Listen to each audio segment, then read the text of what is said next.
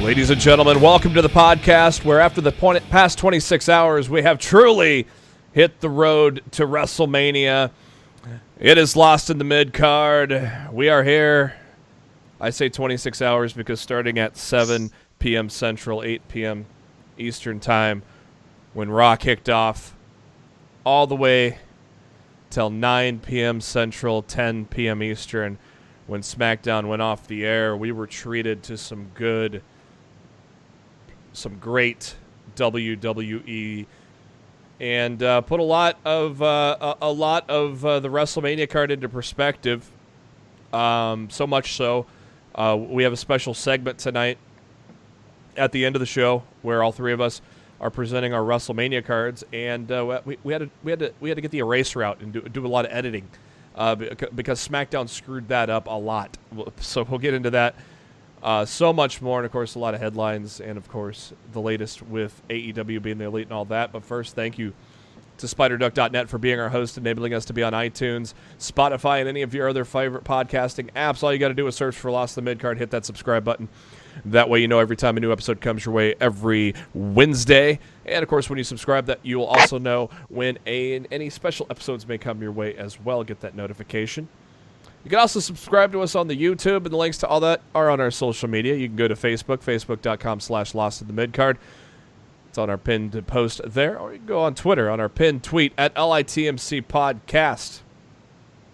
I am your host, Jeremy Bennett. You can find me on the Twitter at JBHuskers. As always, my co-host, he is on the Twitter at RawF Showtime. It is Mr. Matt Black. Matt, how you doing? JB, I love you.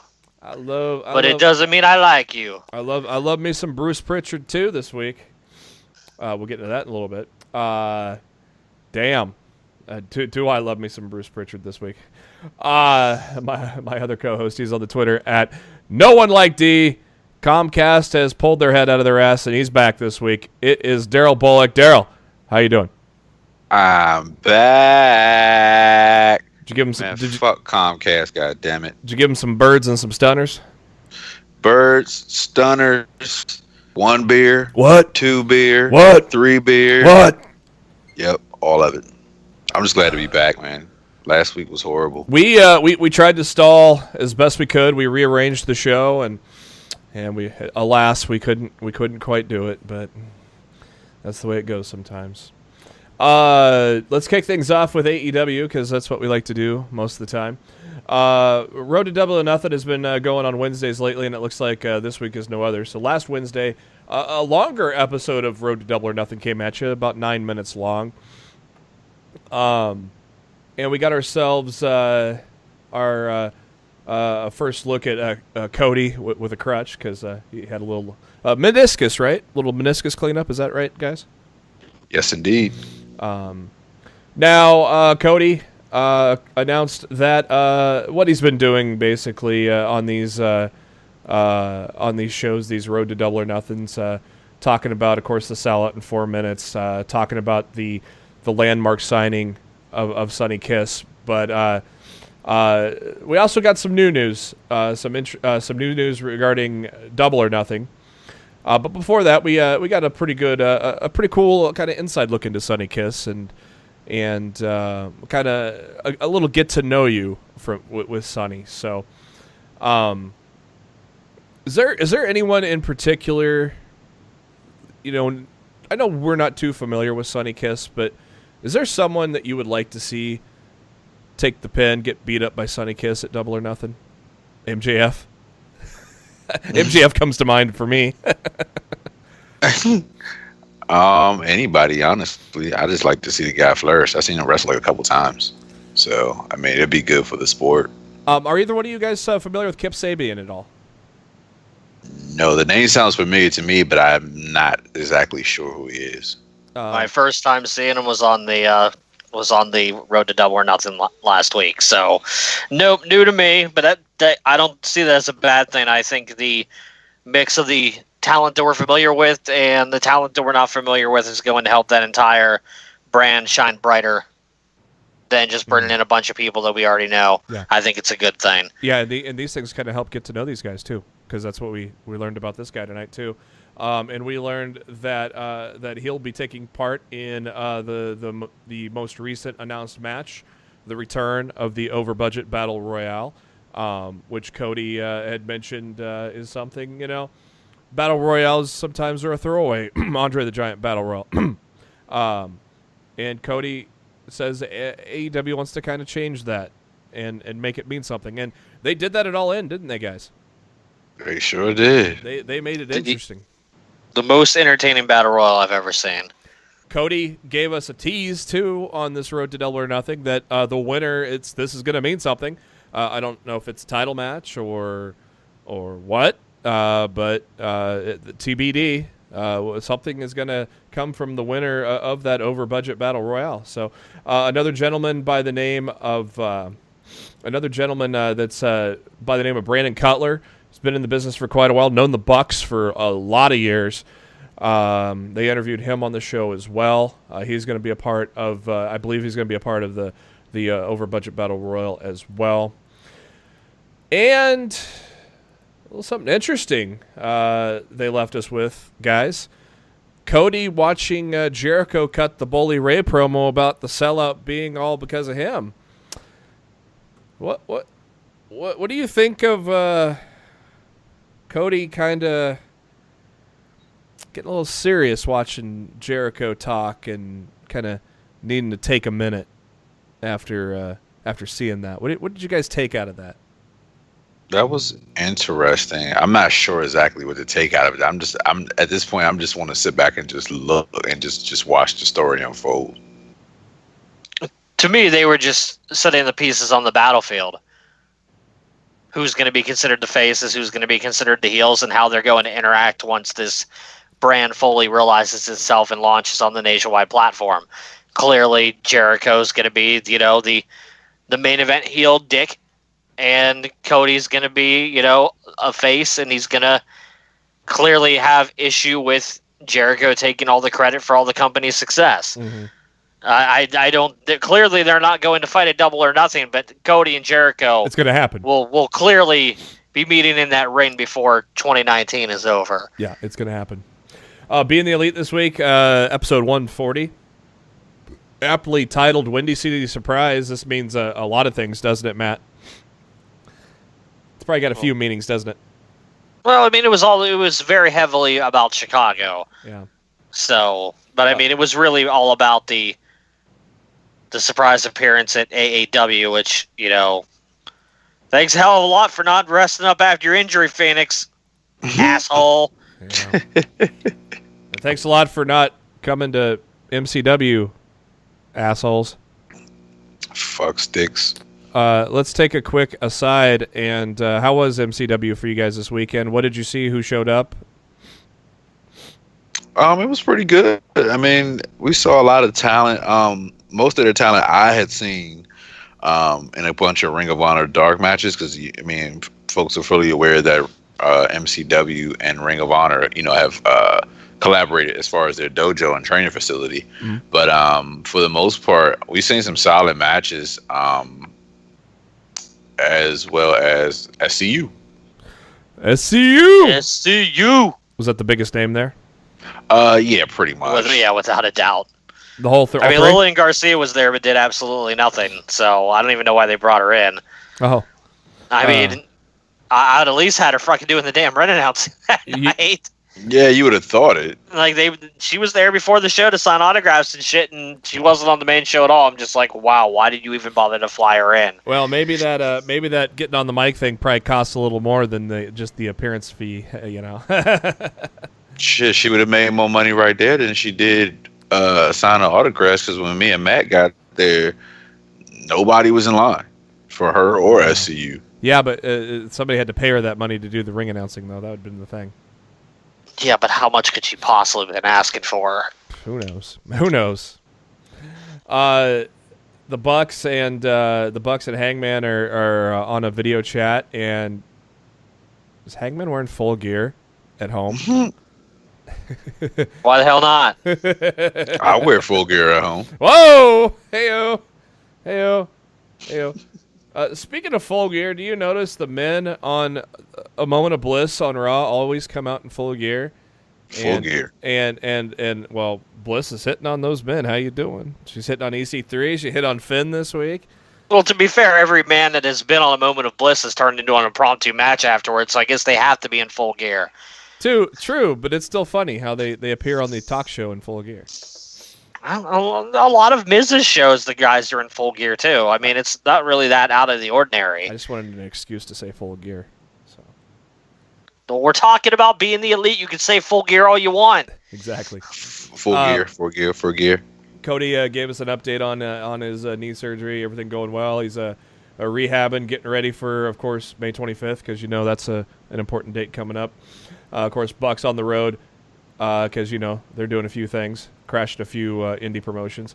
The Bucks also showed up to the Sears Center, and look what they did. They put a sweet gold plaque out right outside the front doors for All In. That's pretty cool, wasn't it?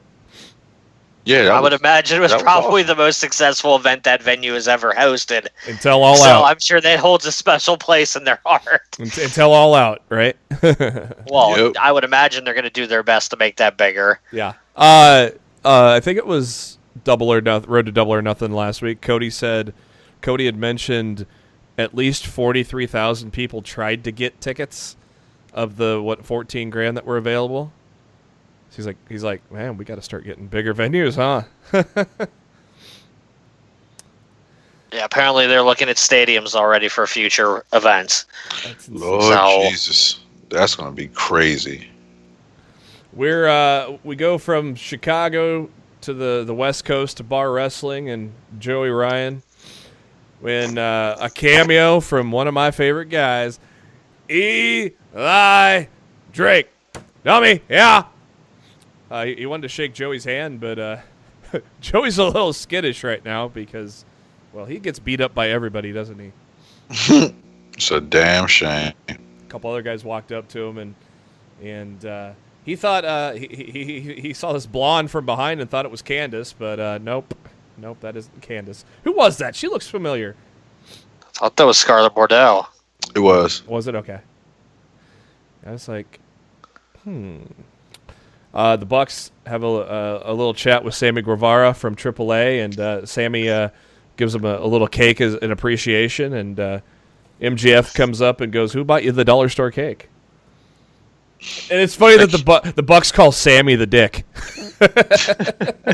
Well, one did. The other one looked at him like he was on drugs. Yeah, Nick was like, "What the hell? Like, What are you talking about?" But I think Scarlett Bordeaux was looking for the Bucks and Cody because she's looking for a way out of her Impact contract. Who isn't? Who isn't looking for a way out of their Impact contract right now? Apparently, Sammy Callahan, who just signed a new extension. And Eddie Edwards. Did Eddie just sign a 2-year deal or something too?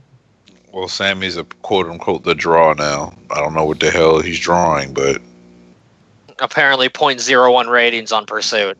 shit, pretty soon you're gonna be able to watch Impact Wrestling nowhere. Jesus Christ. Twitch, damn it! You're gonna have to watch it via digital newsletter, via flash drive through a monthly subscription. Shit, they might take it back to closed circuit TV. Oh my Stupid God. motherfuckers. SCU. Motherfucker. SCU.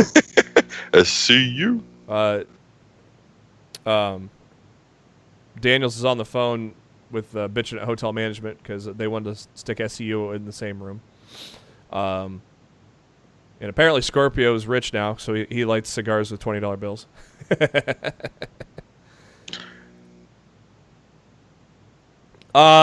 More invasion from the Bucks as they cost the Lucha Brothers the tag title, the AAW tag team. Is it AAW or AAW, right? AAW. Yep. Okay. Cost them the tag titles against LAX, and as they basically made it official, as we all knew it was going to happen, that of course that the Bucks and the Lucha Bros They're gonna. I think you can come up with a better name than Lucha Bros. Maybe it's because the fact that Lucha House Party has just soured the name. You could come up with a better name than Lucha Bros, right? Yeah. Lucha I don't know. I wish there was some lucha hoes out. Hey. I'm all about it. So we Amen. got the end of the show is the Double or Nothing graphic with the Lucha Brothers and the Bucks. Something we're not surprised by, but we are very happy with, right, gentlemen? Absolutely. Let's get to some headlines.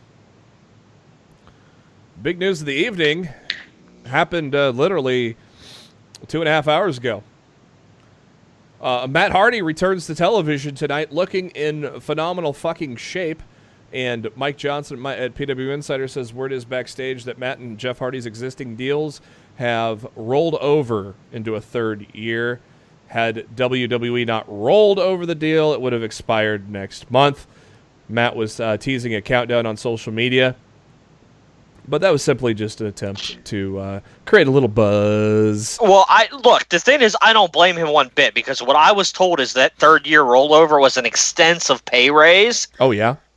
And that was probably something WWE probably wasn't too thrilled about paying, because I really don't think in WWE's mind they've really got their investment out of the Hardys that they thought they were going to. But look Whose fault is that? But look, exactly. But and look who's Darryl, down. I completely agree with you. But look who's down in Jacksonville.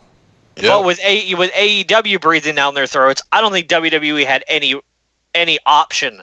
They didn't have a damn those choice. 3 years because the Hardys wouldn't have signed new contracts. They just accepted the rollover because they're about to get paid. And 1 year from now, I definitely see those guys, jumping over to AEW. But the match that they had with the Bucks in Orlando at Supercard, and with the Bucks trying to improve the tag team division in AEW, that was pretty much a damn given that they were going to jump ship. Mm-hmm. So there that is. So of course WWE is yet panicking once again with people leaving. And then you get DIY and Ricochet and Black on TV now, and the Revival win titles, and look at all this tag team stuff now. Mm-hmm. It don't make sense for the Revival to have titles if they keep losing every goddamn week. Mm. We'll get to that. they go hard every day and night. FTR, Say yeah. FTR. We'll get to that once we get to Raw, but Forever the jobbers. first time we've seen Matt since 2018. A little broken, but a little more version. What are you talking about? I saw Matt on Saturday. Oh, Ah, See what I did there? yes. will you stop? Well, Conrad Thompson says, well, you're going to steal my brother Love. Well, maybe I'll steal your Undertaker. StarCast LLC has applied a trademark called Dead Man Talking, and it almost sounds like Undertaker might be joining the podcast world. Of course, we all know, as we mentioned last week, the revelation that Undertaker is going to appear at StarCast over Memorial Day weekend while they're there for Double or Nothing. And so, well, gentlemen, Well, that's basically, you're going to do that, so I'm going to do this, right? That kind Yep. That's what this looks like, huh? it's absolutely crazy. Look, he'd have told me a year ago that The Undertaker was going to have a Twitter account and was going to be doing his own podcast. Man, I'd have given you one crazy-ass rant and promo over how stupid you were. 2019's fucking crazy, guys. It's it's absolutely insane. So, It sounds Undertaker like doing a fucking podcast. Yeah, it sounds like if you look at like the history of, WWE legends for the most part, like when they're on the latter part of their career and, their body just can't take certain things anymore, i.e., let's say Chris Jericho, who want to venture out, and do their own thing, or Dolph Ziggler with his comedy show and stuff like that. It was bound to happen where the Undertaker was going to probably do it. Like, I'm not surprised. I'm actually happy for it because it just goes to show you that Vince can't put his hand on everything that's quote unquote WWE. Yeah, it's just weird because it's taken so long for Undertaker to pull back the curtain, and now we may finally really get it pulled back if he's doing a podcast. Imagine it. Oh, I cannot wait for a conversation with him and Ric Flair, man. That would be so damn good. Undertaker, I can see it now. Him and Conrad doing a podcast, and Conrad asking Taker about a bad storyline and asking him, who booked that shit? What's the rumor and innuendo on that one? Speaking of Dolph Ziggler, yeah, Darryl, you know he's coming to Baltimore, right? Yeah, tickets are sold out though, bro. Are they really? Yeah, I already checked. Wow, Is shit. comedy- For him. I checked like 3 months ago. Like they're sold out. Holy shit! Damn, good for him for sure. I had no idea I had no idea a comedy show would sell out. Yeah, because I think it's at a small venue. So yeah, I checked because I was going to actually see if you wanted to go, but as soon as I looked at the damn tickets and said there's no tickets available, I said fuck it. Oh damn. Okay then. I saw a tweet about it last week, and I was going to say something to you, and then I forgot. So since you brought up Ziggler's comedy shows, I'm like, oh yeah. Yeah, I was thinking about going to his after party at the Rumble, but after yeah, I told you should have went. Yeah, you should have went to that, man.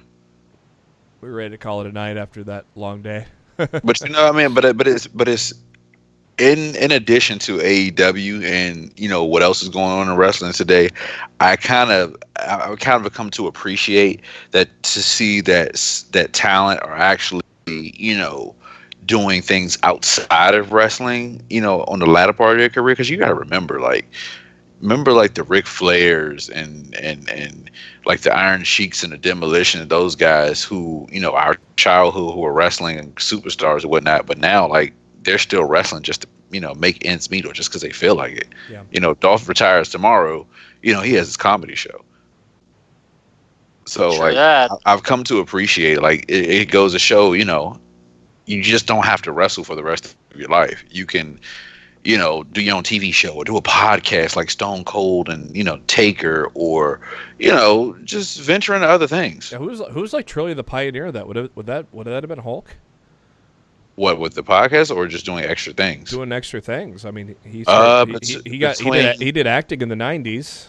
Yeah, you could say Hulk. You can honestly say Rock made it really big. Really really big, because he pretty much elevated. He surpassed Hogan. And then and Jericho took it to a different level where he made it entertainment. He didn't become a movie star. He became a television host. Obviously, he got Fozzy, but he also became he came entertainment in a different standard. Absolutely. He didn't become the Hollywood blockbuster guy. He became a Hollywood entertainment guy. Yeah, and then as much as I can't stand the Bellas, they did their own thing too. So they made their own brand. So I mean, it's like, if anybody, and I will say to any of our listeners who aspire to be wrestlers, think about this. Like, wrestling is not your last last thing to do in the world. Take it as a gateway or a door opening for other experiences. Yeah. So, as we mentioned, other side of the coin, the Undertaker getting hired to possibly doing a podcast with Conrad. That's in response to news that broke just 3 days ago, when WWE decided to go back to the past to help the future, as Bruce Pritchard returned to the company full-time and started with the creative team on Monday. At the time this was announced, this was shortly after another departure we'll talk about later, Arn Anderson. We'll go into more detail there later. Pritchard's position was described to PW Insider as being as important as possible in creative. He'll be one of the top point people in creative going forward. So we're like, okay, I don't know about this. We've been down this road before. That was my thoughts on Monday afternoon, but after Monday night and Tuesday night, holy shit, let's keep this going, right, boys? Yeah. Absolutely. Yeah. Oh my God. Breath of fresh air, which is surprising. Arn Anderson course, was let go. Pro Wrestling Sheet announced that actually the day before Bruce Pritchard's news broke. Arn Anderson has been with the company since 2001. Basically, as when he was brought back to the company when WCW was purchased by WWE. He has been a long-time agent with the company. Of course, one of the greatest of all time to ever do a spine buster, and of course, a member of the Four Horsemen. So that's led to a discussion of whether some of the other old guard producers may be on their way out. Kevin Dunn. Kevin Dunn's gone the second Vince is gone. Yeah, I know. That's the first person Triple H is letting go. Oh, you know it. Pretty much, because he's just a fucking brown noser. We've said that. And he's worthless. And we've said that on the show. Well, we've said that on the show many times. But you've also said that on the show many times that's the first guy gone when Triple H is taken over. Yeah, I know. Yeah, and I'm so tired of his breakneck camera cuts. Oh my God! So freaking sick of them. They're terrible. I see many people. I have on a Twitter I have a about PlayStation. That. Yeah, I have a PlayStation controller that serves its purpose more than Kevin Dunn does. I got a toilet that serves its purpose more than Kevin Dunn does.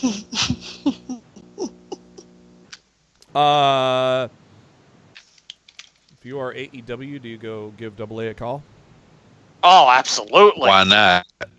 You got a great mind who's been in the business for over 30 to 40 years. Why not? And somebody that worked hand in hand with Cody's father. Yep, you know him and Dusty were tight, so. Yes. Officially, WWE announced the hires of Jeff Jarrett, Sean Daivari, Sanjay Dutt, and Abyss, and Shane Helms. They announced showed a video announcement of that on their YouTube channel. Steve Corino was working with NXT. He is now a WWE producer. He has been moved up to the main roster as well. Mike Johnson, PW Insider, said the move was actually done several weeks ago, but the social media bio was just recently changed. He's been working booking and production on Raw and SmackDown events. He replaced Jamie Noble on the team. Noble is going to focus on other WWE responsibilities, like breaking up fights, I guess. I don't know. Always see Noble and Finlay and Adam Pearce breaking up fights. Another hire has been brought on. Dave Schilling, a writer that was previously writing for Grantland and Vice, is also joining the writing team next month. He announced on the Twitter. And there's been releases too. Two that were expected. Ty Dillinger was officially released, as well as Hideo Itami. Those were not surprises. The one surprise was TJP. He did not ask for his release. Numerous. They're just tired of putting up with his shit. I guess. Numerous sources from the WWE said TJP was released from the company. This is not a case of him asking for one. And of course, TJP has wrestled for New Japan, Impact, Evolve, and all sorts of other promotions. TJP did post on Twitter, "Thanks for giving me a chance and letting me play for the team I grew up watching." So TJP will definitely be a hot commodity going forward. You really think so? He's talented, man. What? I don't think he's going to be a hot commodity at all. Why do you say that? I think I agree with Matt on that one. Why do you say that? Because he's void of charisma. Yeah, he's boring, dude. As far as I've heard, he does not have the best attitude backstage either. And it's probably the reason why he wasn't working with Impact anymore. No, so he's Austin Aries, basically. Plus, I don't know if he's as bad. I don't think he's as bad on the level of an Austin Aries, but Austin Aries at least has charisma. Plus, who the hell wants to see him dabbing in 2019? People still do that? Yeah, I honestly don't think the market's going to be very thick for TJP. Maybe he goes back to Japan or something. But I really don't see any national brand being super interested in bringing him in right now. I mean, I guess Ring of Honor has money to throw around, but I guess they'll just bring him in and throw him in Lifeblood too, right? Hey, why not? Oh, God. Please, no. Jesus Christ. Worst faction of the year. Y'all trying to drive up my damn blood pressure, man. Hall of Fame tickets pre-sales are out. If you go to your Ticketmaster and go to put in the old WWE VIP, or put in WWENY or BKLYN if you want to go to that Hall of Fame and see DX get inducted, or another guy that got announced today. We'll get to in a little bit.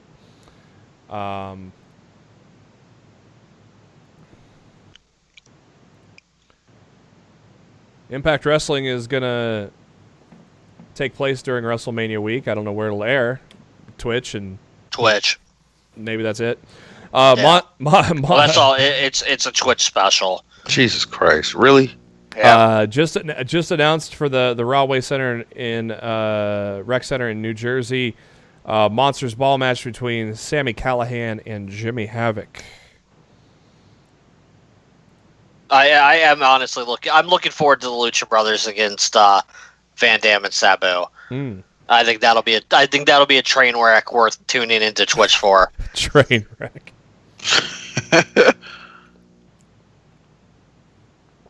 Oh boy. Just saying. The Hollywood Reporter broke news last week that a biopic for WWE Hall of Famer Hulk Hogan is in the works. Directed by Todd Phillips, who's currently working on a Joker standalone DC Comics film. And Chris Hemsworth, best known as Thor in the Marvel Cinematic Universe, is set to play Hulk Hogan, brother. What do you think of Thor as Hulk Hogan, brother? Oh Lord, that's going to be interesting. Interesting's a good word for it. That's going to be very interesting. I'm just eager to see it. That dude going to need to lather up the self-tan. According to the Hollywood Reporter, they're in the very early stages of the film. Netflix is very high on the project, but no work has been done yet on the screenplay, so they're less further along than that Vince McMahon biopic. So this will be out in 2022. God. Some unfortunate news for those that may be attending Evolve on March 15th and 16th in New York and Massachusetts. Ricochet has been pulled from the Evolve events. He was going to appear at each event for meet and greets with fans, but he has been replaced by the Velveteen Dream. He'll be wrestling in his place. So that's probably because Ricochet's on Raw and SmackDown now, huh? Yeah, Vince had a panic attack. What do you mean he's not wrestling us? God. Announced on last week's edition of NXT, the Dusty Classic is back, baby. 8 tag teams are going to vie for the 2019 Dusty Classic. On the left side of the bracket, Mustache Mountain takes on the Street Profits. Orny Lorcan and Danny Burch take on the Forgotten Sons. On the right side of the bracket, DIY takes on the Undisputed Era, which will be Fish and O'Reilly. Fish and O'Reilly. Yeah, I got it right. And also on the right side of the bracket, Aleister Black and Ricochet take on Fabian Eichner and Marcel Bartel. Off the top of your head, boys, who wins the Dusty Classic? Black and Ricochet? Yeah. That's my feel. That's my initial feel. That's my pick. And them against the War Raiders doesn't make a whole lot of sense to me. But I guess they'll just do it to have a great match, because I mean it will be a great match. But who else? Who else would you put against besides the Era? I would love to see Mustache Mountain and War Raiders. That'd be a fun match. Ooh. That'd be a fun match. Don't get me wrong. It's face versus face, but somebody's gonna be hurt after that match. But I mean, seriously, at this juncture, like, who is actually worth seeing against the War Raiders? Who? Yeah, I would have liked the Red Dragon. Mm-hmm. That's what I'm saying. That's what I said. Outside of the Era. Mm-hmm. Well, I would. You guys said Mustache Mountain would have been good. DIY would have been great. Beyond that, maybe it is the Era. I mean, I'm definitely not feeling a couple of the teams that are in this tournament at all. So, but it is what it is. Former NXT star Bull James is going to be making his. He's still around? Yeah, that's first I've heard that name in a while. Yeah, same here. I thought he was working at Wendy's. He might be eating at Wendy's. Hey, Hey, Tucky! Tell Bully to give me a cheeseburger! He's going to make, Bull James going to make his debut for DDP Pro in Osaka, Japan on March 2nd. Did you say DDP Pro? DDT Pro. Bang! I did say DDP Pro, didn't I? You did. Yeah. Bang! Ratings this week. SmackDown Live had a nice bump up. Last week's episode went to 2.26 million. I bet you it'll have an even nicer jump next week with the fact that Raw was hot and, yeah, you know, you figured you're going to see a Kofi signing his contract. Total Bellas continue to slide down in the ratings. When that gets canceled, we'll let you know. And Raw this week, nice little bump up, almost 3 million for the night, 2.92 million, a hot 3.16 to start it, but it swiftly fell down to 2.648 by the end of the night. But a solid 3 hours that did not feel like 3 hours, correct, gentlemen? Not at all. It was fun. The Ring of Honor World Heavyweight Championship is going to be defended for the very first time in Israel when the champion Jay Lethal will defend against David Starr in the main event of Israeli Pro Wrestling Association's Passover Bash 2019. If he loses the championship prior to the event, the current that world champion will take his place. And Starr is a Jewish wrestler and said this is a dream come true to compete for a world title in his native country. Naomi took to Twitter to clear the air on what led to Jimmy Uso's arrest. She said, "I was not ticketed. I was not drinking. Leaving the lot, I was unaware that it exits to a one-way street. It was dark, snow, no signs, no traffic. I was pulled immediately, made a mistake. I own it. As for my husband, yeah, he's more of a man than you'll ever be, so I'll leave it at that. Hashtag blocked." She pulls a bully ray on you. So I wonder where the alcohol rumors got started, eh? Hey, let's talk. TMZ. Let's make fun of Impact Wrestling, shall we? What else is new? Pop TV president Bradley Schwartz was interviewed by Deadline.com recently, and during the interview, he was asked about recent moves that Pop made, including removing Impact Wrestling, as well as soap opera repeats from the cable network. On Impact's removal, Schwartz commented, "Yes, we had a wrestling show every Thursday night," which, by the way, was one of our 10 highest-rated shows on the network. Wanted to keep it going, obviously. It was 2 hours of original content every Thursday night, 52 weeks a year. It would do 400 to 500,000 viewers every Thursday night. It would. Well, it did it first. That's news to me. We had really started focusing on brand and expectation, and I think if you're going to pitch yourself and tell audiences that you're this place for premium content, Schitt's Creek, Flack, Florida Girls. I've not heard of any of those except for Schitt's Creek. You come to expect what you know from this channel. So the removal came as part of a rebranding of the network itself. And Impact moved to Pursuit, which the Trivial Pursuit network, which we still cannot find. We're still looking for it. We'll let you know when we find it. I love how Mike Johnson put, Impact Wrestling moved to the Pursuit channel, a huge step down, but we are told by sources that the company continues to pursue, no pun intended, a new TV deal. Yeah, good luck with that, guys.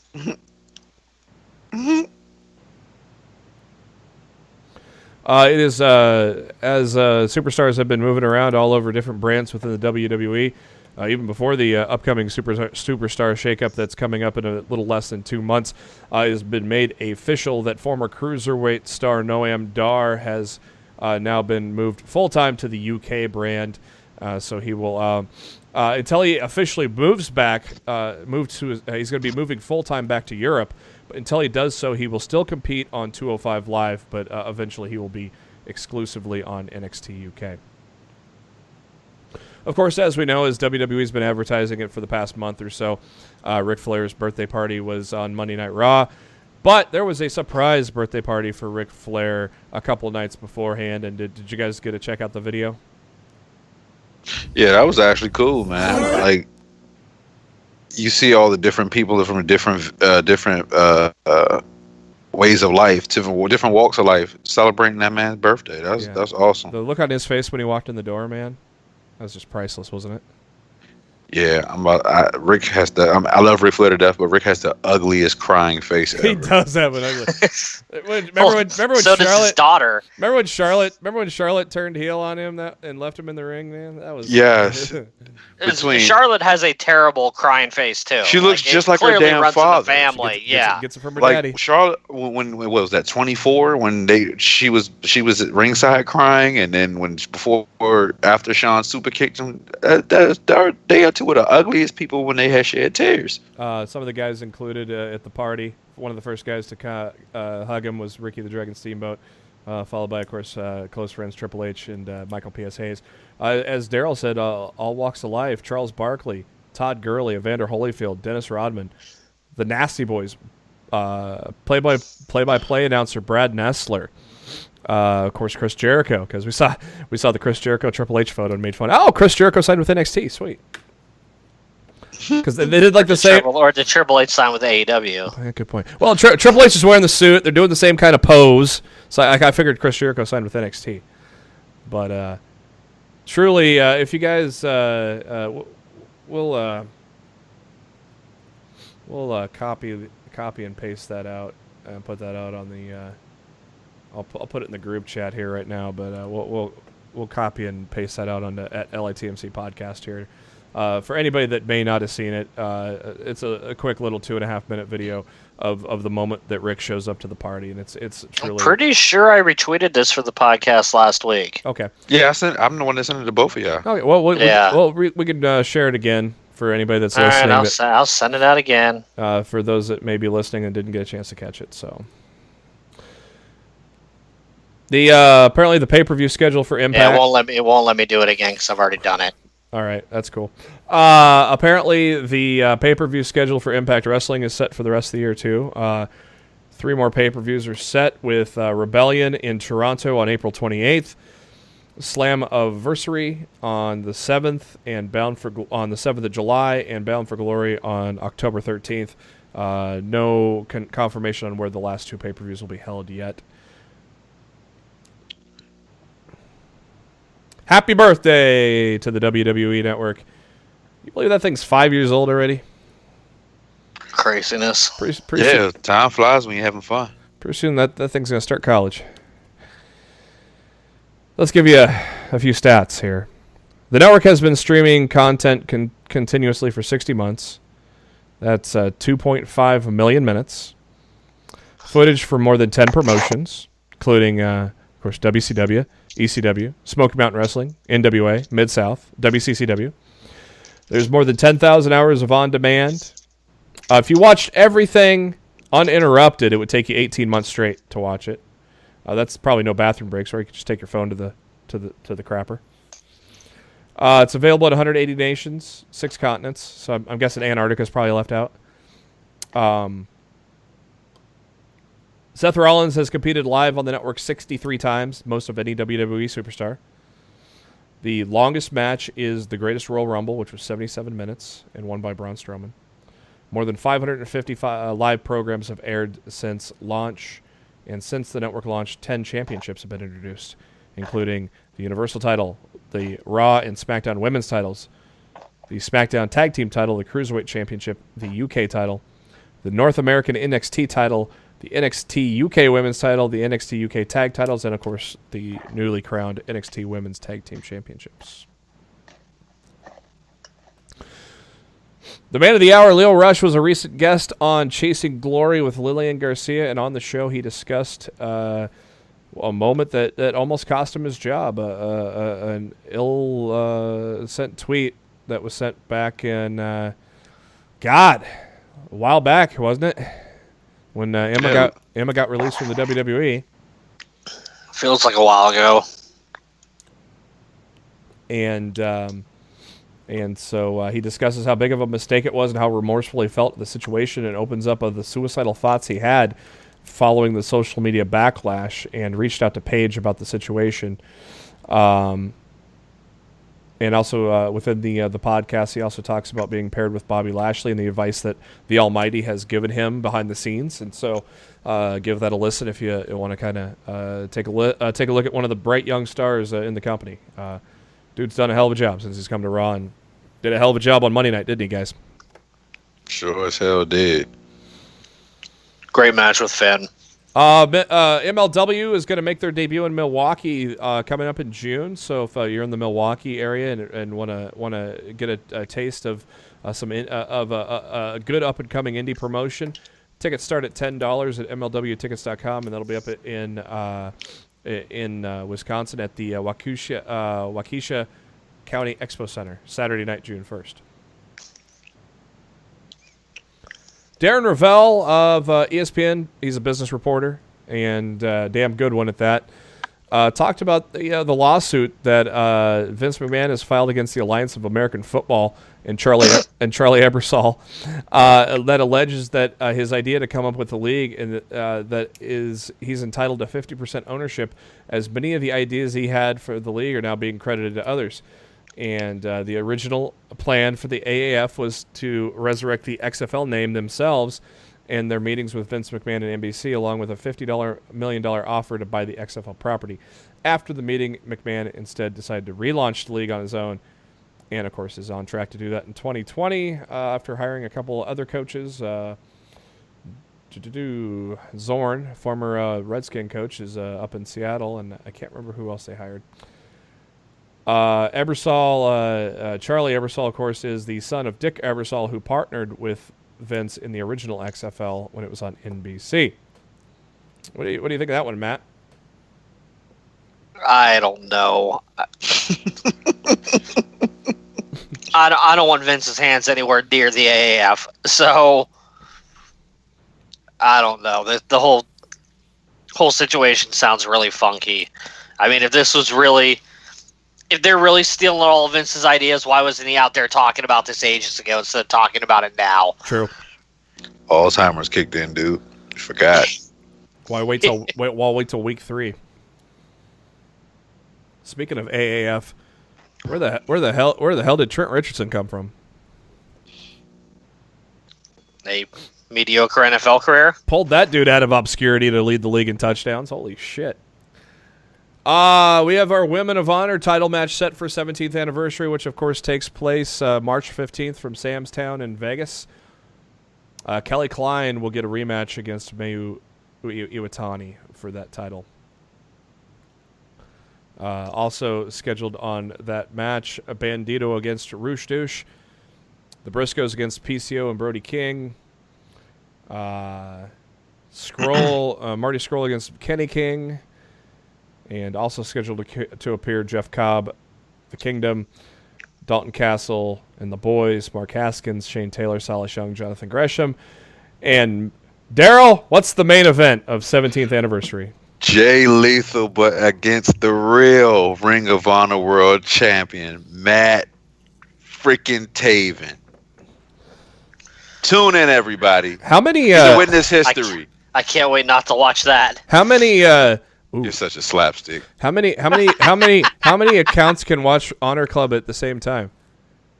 I think just one, because I think at one point I was watching it on my phone, and just to keep up, and I forgot what I was watching, but I tried to switch it to my Roku and it logged my phone off. Well, you still have Honor Club for this though, don't you? Yeah, and yeah. I do too. Matt, you? I do not. Oh, you're done by then? My Honor Club expires March 7th. Oh, I thought you were good through this, but not good for Supercard. Okay. Nope, I'm not good through any of it. Like I said, can't wait not to watch it. I'm gonna watch it. Shit. Oh, I'm watching it for one reason. Maybe if Darryl comes over and kidnaps me and offers me a bunch of free food to watch it at his house, maybe I'll watch it. Well, the thing about that is, Matt, I'm old now, and like Ring of Honor pay-per-views into like 1 o'clock in the morning. So unless you want to sleep on my couch, that's the only way I'm coming out. Maybe I'll sleep on your couch. I don't know. We'll figure it out. This story just makes my head spin.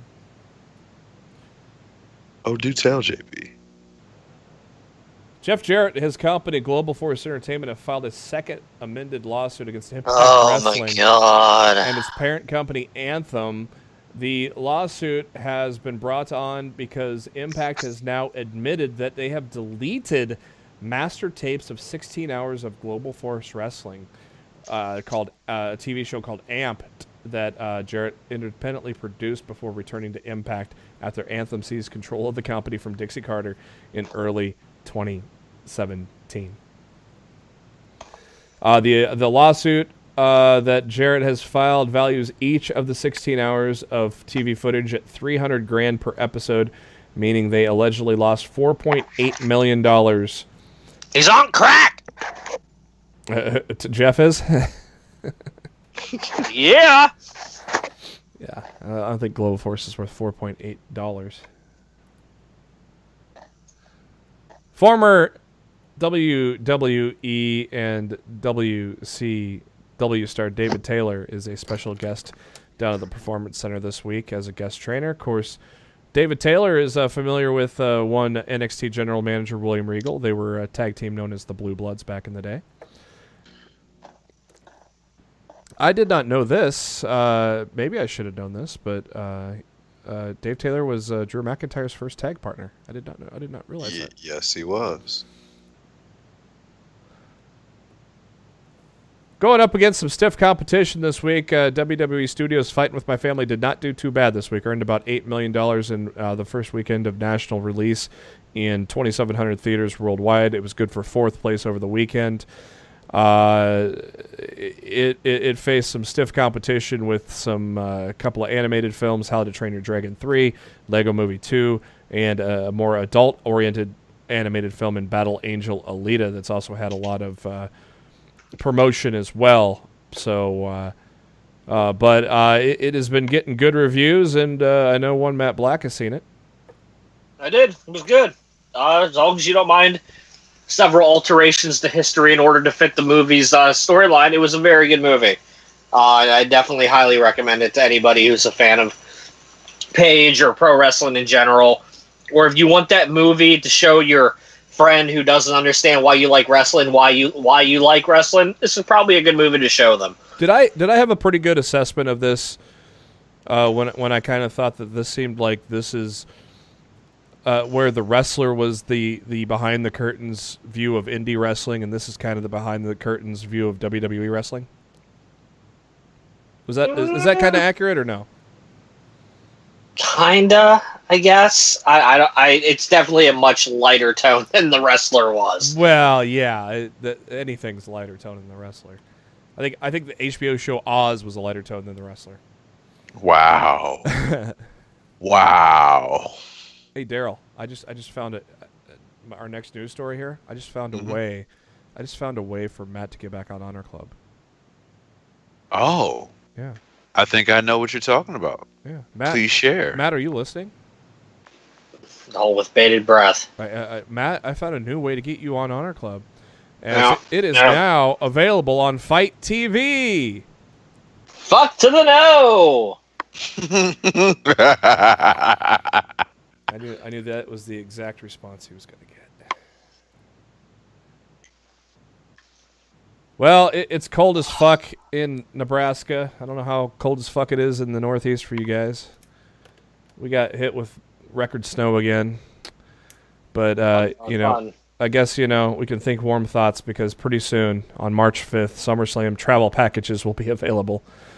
For those that are heading up to Toronto for SummerSlam this year, SummerSlamTravel.com. There's going to be all sorts of those packages for you.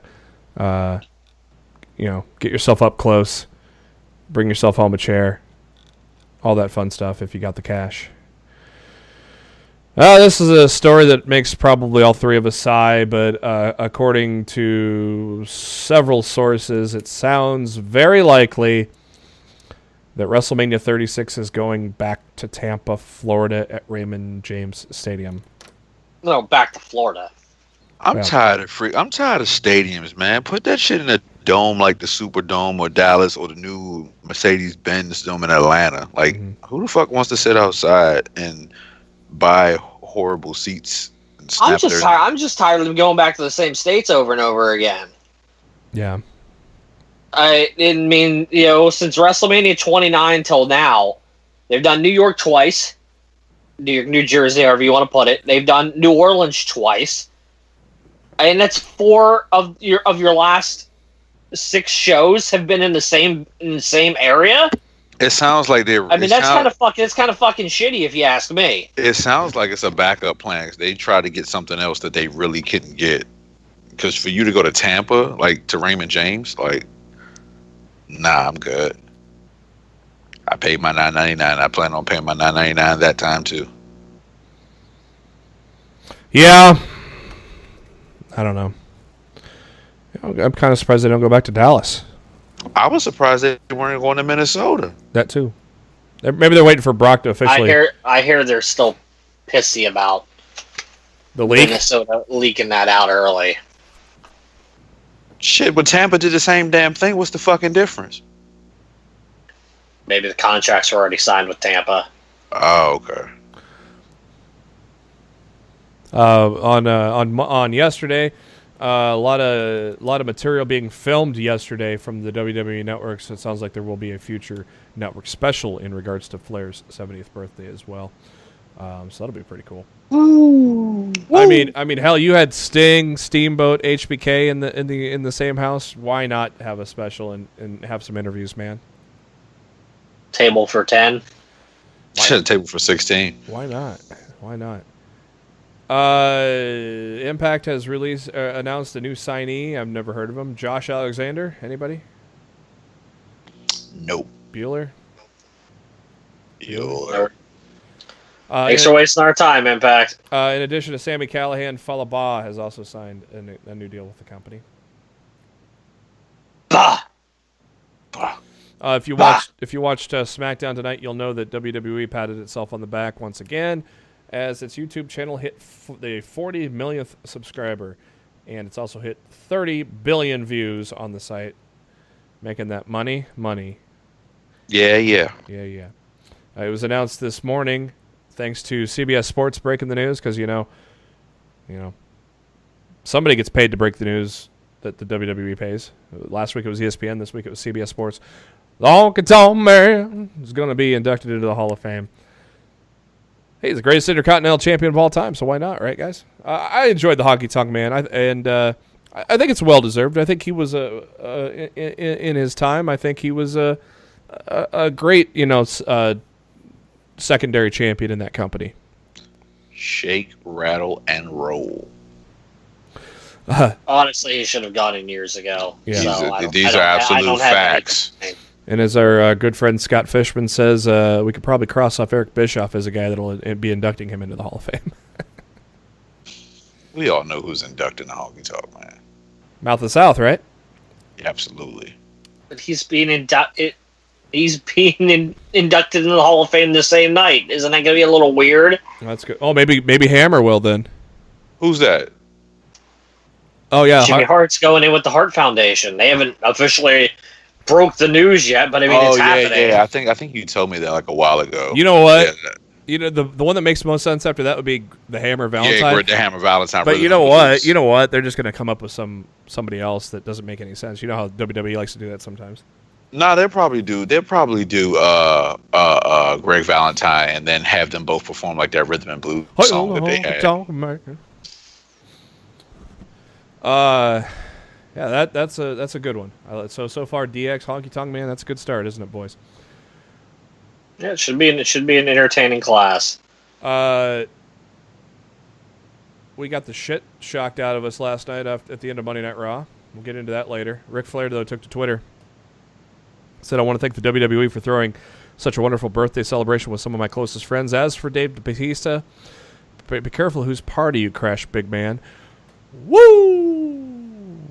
Oh, we're going to get into that one. We're getting into that one in a little bit, trust me. Congrats to Ring of Honor play-by-play man Ian Riccaboni. His wife, Nora, has delivered themselves a brand new baby. Actually, just today. So today, February 26th. So congrats to the Riccaboni family on their newborn. NXT is always must-see TV this week, but go watch NXT this week because 3 solid-ass matches, starting with Aleister Black and Roderick Strong, followed by we got ourselves a little skirmish in the locker room when Shayna Baszler and her cohorts of the 4 horsewomen kind of terrorized some of the trainees in the locker room. And before Serena Deeb and Sarah Amato broke it up. They also had an interview with Bianca Belair because she's still undefeated, right? No, she isn't. They announced, of course, the Dusty Classic, which we talked about. Second match was Mia Yim against Xia Li. Mia Yim was then attacked by the 4 horsewomen, which is going to set up Mia Yim against Shayna Baszler. That'll be a fun one next week, won't it, guys? I just want to watch Mia Yim. Word. Hey, little Jeremy Borash on the camera. How about that? That's the first time we've seen him on camera. I didn't even know he was there until that moment. Oh, you did? Oh, I really didn't. I knew. Oh yeah, dude. He signed up with WWE a while ago. He was there during the final deletion with Bray Wyatt and Matt Hardy. He was there directing that shit. Yep. Oh, okay, cool. He's been there. He's been there for a while. Yep. Mostly NXT stuff, but he did obviously because he worked with the Impact broken stuff, so he obviously was good at that. So a little sit-down interview with Matt Riddle. Was that part of the Arrival stuff too, Matt? I didn't see Arrival yet with Matt Riddle. Which one? Or is that separate? The Borash interview. Separate. Okay, It's separate. I didn't see Borash on the special. Nah, he wasn't on there. Okay, Yeah. so the Borash special, the Borash interview with Matthew Riddle is on YouTube, and also on the WWE Network there is an NXT Arrival special also focused on Matt Riddle. I have not caught it yet, Matt, but you did. You said you did. Yeah, I thought it was good. I thought definitely a good backstory and Riddle for people who aren't familiar with him and know where he came from, and I thought they did a good job explaining everything that's happened to him over the last couple of years and why he is where he is now. And we said it on the show last week. We all know which ending Trips is going with here on the main event. Fucking great main event, by the way, between Dream and Gargano. I mean, that's no surprise to anybody that watches NXT. With Velveteen Dream becoming the new North American champion. How great was Dream's reaction to holding gold for the first time in NXT? I just loved his reaction. I just loved the joy in his face when he grasped that belt for the first time. Dream over. Dream just beginning. Truth. I also loved Ciampa. I did not realize Full Sail had a rafters. So I love Ciampa sitting there watching from the rafters and just laughing as Gargano gets pinned and walks away. Monday Night Raw episode 1343 from Atlanta, GA, kicking off with the big dog, Roman Reigns. Of course, we knew that he was kicking off the show ahead of time. And, boy, that pop for him, Atlanta came with a good pop for Roman, didn't they? Night and day from the crowd we got last week. Oh, my God. Lafayette put me to sleep.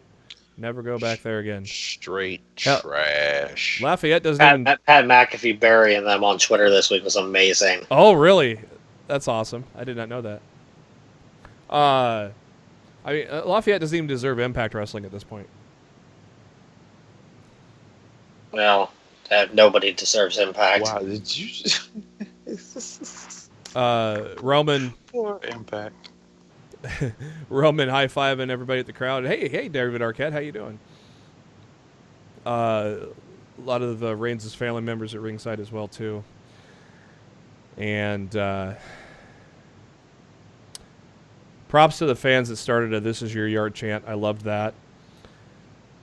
And you know, if you're a wrestling fan, you know the news by now that the leukemia is in remission. And, you know, I don't know what else to say about this, guys, but I just had this just seeing him in the ring, I just had a smile on my face, and just seeing the fans.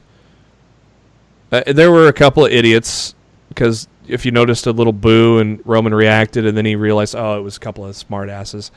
If you noticed him kind of do a little double take there somewhere, or when he was first starting his stuff. But outside of that, the fans were tremendous, and the moment was one we'll remember for a long, long time, won't we? Absolutely. I'm gonna kind of throw us a little off for a little bit, because I need Matt. I want Matt to rant a little bit. But Matt, how do you feel about those naysayers? Fuck them fuckers. That this particular situation with his remission, his cancer, was just a ploy for Vince to try to get him get a positive reaction. Matt, before you say anything, I will tell you something great that the Leukemia Society tweeted earlier tonight. Yeah, I saw it. Not everything is a work. End of story. Not everything is a work. End of story. Look, we don't even have to go. We don't. Look, need to have to, I'm gonna do this as calmly as I possibly can. We don't even. We don't. I know Darryl wants me to go off on a rant. I'm not gonna go off on a rant. I'm just gonna say something, and we're gonna move on. Yeah, we don't even have to go down that rabbit hole. I mean, those guys are idiots, and they can shut the fuck up. Just let me say my small piece. Okay. And we'll move on. Okay. I need that wild card side of you, Matt. Look, and it's plain and simple. Nothing matters more to Vince McMahon than the acceptance of the entertainment industry and the media that goes along with it. He has worked his entire life to get WWE to the point where it is now, where it is accepted as an entertainment medium, and where he has connections with pretty much all media across the board. Look who sponsors them. Exactly. If it were to come out that they faked a fucking cancer storyline and all the media covered it, and all of a sudden, oh no, it was a work, well, you might as well send the pro wrestling back to the 80s where Castrol GTX should be hosting it. Where nobody or did any sponsors for the company anymore. It would be an absolute media disaster. For the people that are actually thinking that this was a work, you are working yourselves. Just stop it. Stupid. I'll try to cover as best as I can. Reigns talked about how he's a man of faith, believes in God, and believes that he's looking out for Roman. He was terrified and scared, and didn't know if he wanted to share his secret with the world. That's the point. Someone said something stupid. I think it was one of the marks that Matt was just talking about. And that's where the boos came down, and I think those boos were directed to the idiot that said something stupid. From what I understand, somebody when it got to a quiet moment, somebody yelled, "You suck!" Oh. And everybody booed the fan, and then started chanting for Roman again. That's what it was. Yeah, because Roman looked and like, boo. Oh, I get it now. You're booing that dumb shit. Okay, and he said he thanked everybody for the overwhelming support. It wasn't just the fans. It was everybody that came at him. And he talked about how people prayed for him. God's voicemail was full. He was surrounded by love and grace of the fans, and talked about he could do anything with that type of strength and love. And that strength and love gave him a new purpose. He said, WWE, you want to climb a mountain to be at the top and compete in the ring. And he wants to use this platform to raise awareness and support. And he talked about he was here to make an announcement. He said he was going to swing for the fences. We didn't swing for the fences. We hit a home run. The good news is I'm in remission, y'all. And the pop for that was, again, tremendous. Props to the crowd for that reaction, and that was tremendous. And he ended it with the big dog is back. Crowd chanting welcome back. And, guys, that was, man, I've watched that at least 2 or 3 times now, and that was tremendous, wasn't it? Yeah, it was. I mean, that's nothing to play with. And when it comes to that particular situation, they're human just like we are. They catch colds. They have injuries. Oh, Vince just doesn't. Vince doesn't catch a cold. No, don't sneeze around him. No, he needs to catch a foot in his ass. Woo! But Woo! but the way he persevered through it and the support from the WWE universe shows that regardless of if you don't like him, if you don't like his character, he's still a human being, and people support you as a human being first and foremost. And I'm just happy he's back. I mean, I don't know if this is for this show or if it's for the end of another show where we do another special segment. How do we book him? How do we book him? How do we book him back? And maybe that's for next week's segment. I don't know. Maybe we do something special for that. But it's going to be interesting to see. And we don't know where he's going. We don't know when he's going to be back full time. Well, I sure as hell did not expect him to get physical, and he did a lot of. This wasn't the last we saw of him, was it, guys?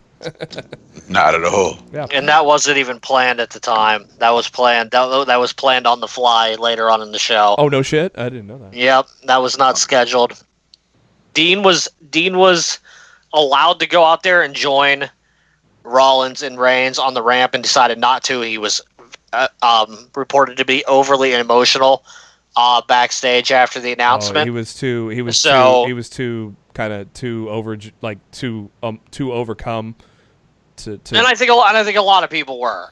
Yeah. And I think it was decided later on backstage at the show that they were gonna do that run in and save Dean and tease the reformation of the Shield. I mean, I guess they want to get their money's worth out of that before Dean goes in a month. Hey, but I would not be surprised if WWE with Roman back seemingly on a weekly basis. I would not be surprised to see WWE making one more hard push to try to lock Dean back down to a new contract. That might be the straw to break the camel's back right there. Yep. Hey, and Dean's my number one guy, and I'm going to support him where he goes. So if he sticks around, I'm going to be happy.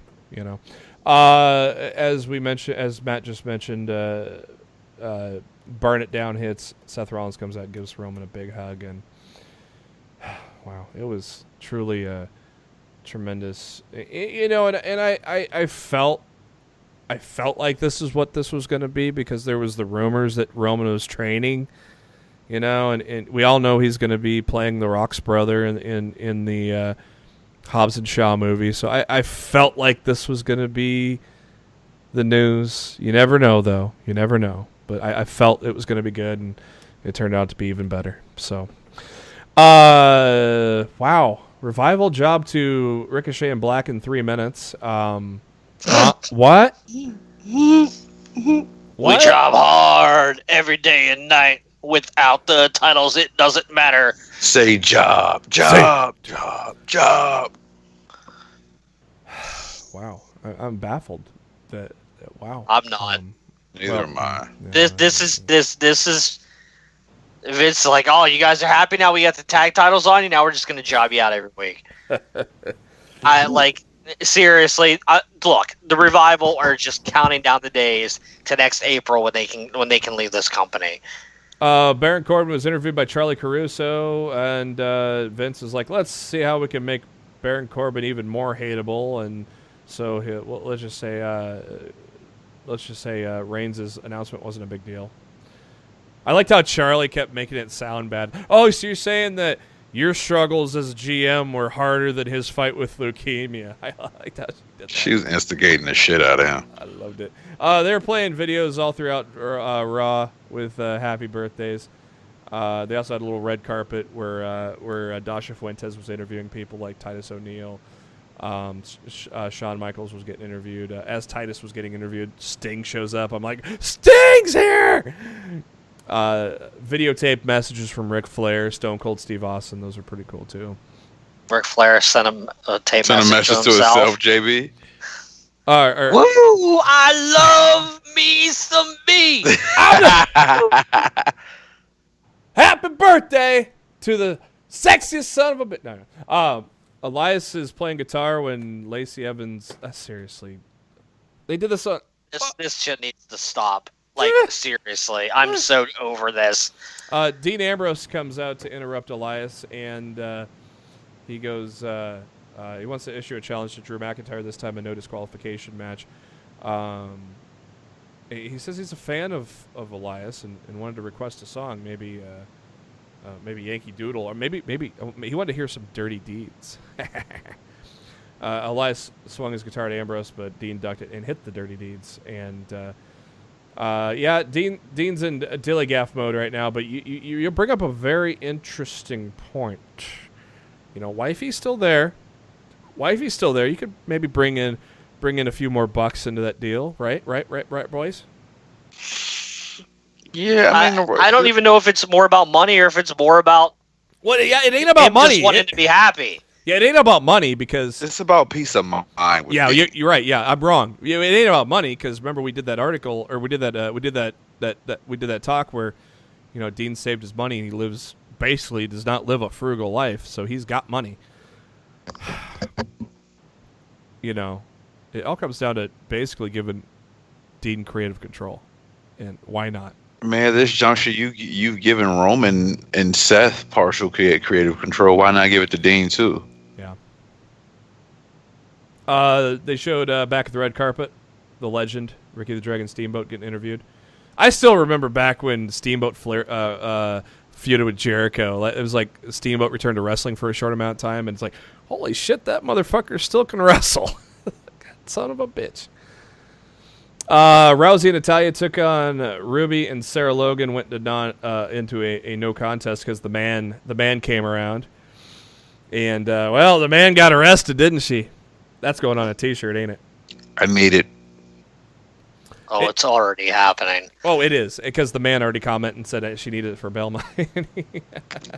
Man, I got a couple $. I'll bail Becky out. I think she's already out, but I don't. Otherwise, she wouldn't have been able to tweet. Oh, okay. Well, yeah, I'll save my damn money then. Shit. So, after Rousey helps her friend Natalya up the ramp, she decides to 180 it, go back to the ring, and grab the mic, and demands Vince to come out. How great is it that Ronda's calling out Vince? It needed to be done, and then Vince was a pussy and didn't come out. Was Vince? Well, yeah, of course Vince was there. It was Raw. Of course, Stephanie comes out, and Ronda demands that Becky gets reinstated and added and makes it a triple threat. But we're, check my watch, a long way to WrestleMania, so we can't quite end the drama now, can we, boys? Nah. But this took a different turn. I did not expect Rousey to just drop the belt in front of Stephanie and walk off. How about that, huh? That was pretty cool. It's a way to build a story, like, and she was convincing with it too. So I'm just intrigued on how this is going to play out. I mean, I ultimately know how it's going to play out, but I just want to see to what lengths it's going to go. It's going to go leading up to WrestleMania. Yeah, I love Stephanie's face as they go to commercial when Rousey walks off. Oh wow. Kurt Angle beat Jamal Mahal. Yeah. Jamal Mahal. Wow. Hey, ladies and gentlemen, that's gonna be my alter ego, Jamal Mahal. I think Jamal Mahal wrestles for DD Pro. Bang! Thank God Kurt Angle defeated Jinder Mahal in 3 minutes. That was great. 3 minutes that didn't need to happen. He needs a win though, because they've been booking him like shit. Are they doing anything with him at Mania? Do you think? Oh God, I hope not. Just send his ass out. I don't have him booked. I don't either. Unless he's in the Andre the Giant Memorial Battle Royal, I don't have him booked. He needs to sit his ass in a skybox and watch the damn show like the rest of us. We're gonna be in a skybox. Oh, we are. You flying me in? Breaking news. Do. Let me rephrase that. Hold on, playa. I will be watching at home, just like the rest of you guys, and he should be in the skybox for all 8 hours, followed by an 8-hour podcast, right? Yep. That was the inside the DM joke right there. Yes. Or Matt, or was it Matt or Darryl that mistook it? I think it was Matt that mistook it. No, that was me. Oh, that was you that mistook it. Yeah, I was being a slap nut. Slap nut. A Moment of Bliss was next with her guest Finn Balor, and hey, what happens on a Moment of Bliss? You get interrupted, and Leo Rush interrupted, and I don't know what it is with Alexa Bliss and hitting on her guests. I wonder if is she still with Buddy? As far as I know. Yep. Mm-hmm. They have the pig that you guys told me about. And 3 dogs. She took a picture of her and 3 dogs on the couch tonight before SmackDown. How in the hell could you have dogs and pigs as pets? How the fuck did the dogs not eat the fucking pig? Dogs don't eat pigs. How the hell Crazy? how the hell that big pig doesn't eat the dogs? She has That's tiny what dogs. I'm talking about. She's got tiny dogs. Oh, they're tiny? I didn't know how big they were. My big toe is about as bigger than their damn dogs. Oh, okay. I'm not a fan of this type of dogs. So They're too Me neither. yippy and yelpy for me. I can't see them at all when I'm walking. So They're the John Cena of dogs. Pretty much. Wow. So Bliss was complaining that Balor is wearing the title around his waist because it's covering up his abs. And Balor goes, "Stop, you're making me blush." And Bliss goes, "If you show me those, I'll show you my..." And Leo Rush interrupts, and Corey Graves lost it. Graves, you're the last man to complain about anything right now. At least it's been quieter on Twitter without him. Oh, it has. It has. So Leo Rush was basically there to tell Balor that Lashley's coming for the title, but yet somehow it got spun around to Rush is challenging Balor for the title. Whoa. That was tricky, wasn't it, guys? Mm-hmm. Swerve! Balor and Rush went about 8 minutes. Hell of a job. I think Rush is getting more and more trust every week, don't you think, guys? I definitely agree with that. Yes, indeed.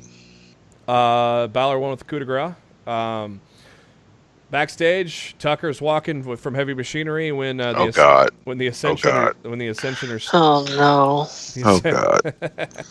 The Ascension are snickering, and they make fun of Otis, and you don't make fun of Otis.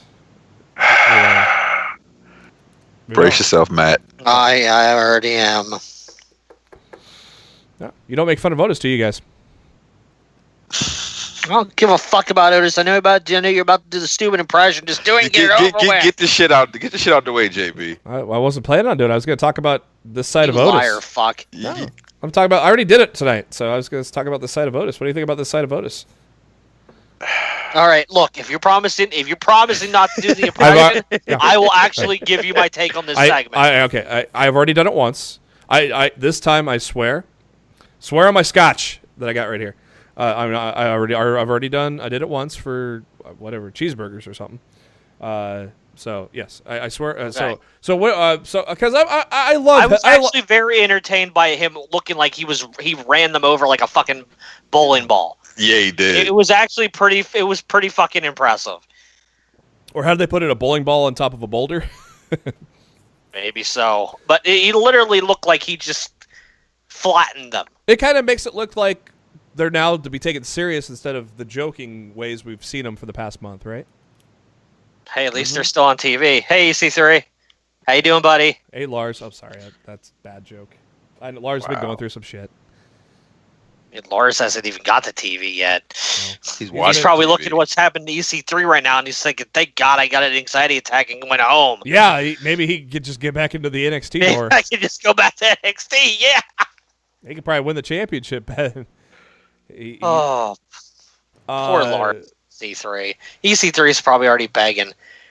Damn, I really want to go back to black and yellow brand. Oh, please. First, I thought you said he's begging Ed. No, nobody's begging Ed to go back. Yeah,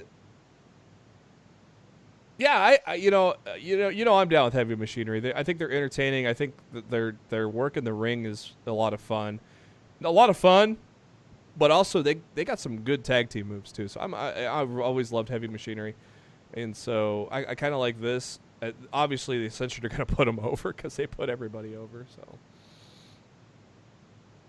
I love that they're doing more stuff in Gorilla now. Like Leo's coming back from Gorilla after getting beat from Finn.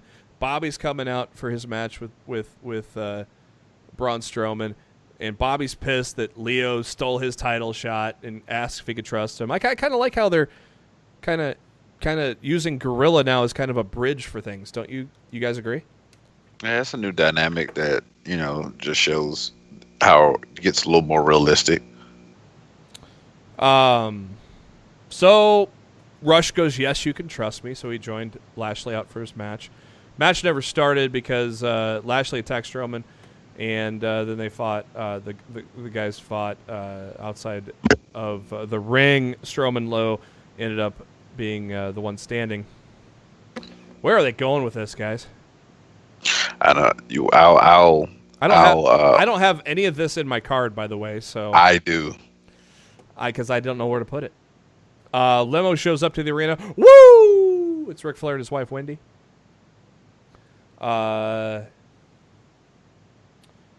Next up is no DQ, Dean Ambrose, Drew McIntyre. This is a pretty damn good match for a TV match, wasn't it, guys?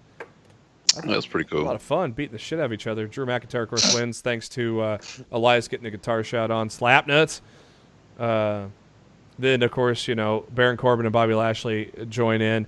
So apparently Elias is now in this group of evil guys that gang up on people. But look who made the save. Seth Rollins.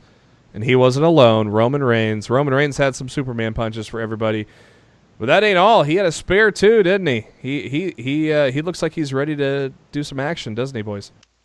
Yeah. I don't know if he's ready for like a full length match. But what he did tonight, but he can go in there and do a clean Taker house. John Cena WrestleMania match.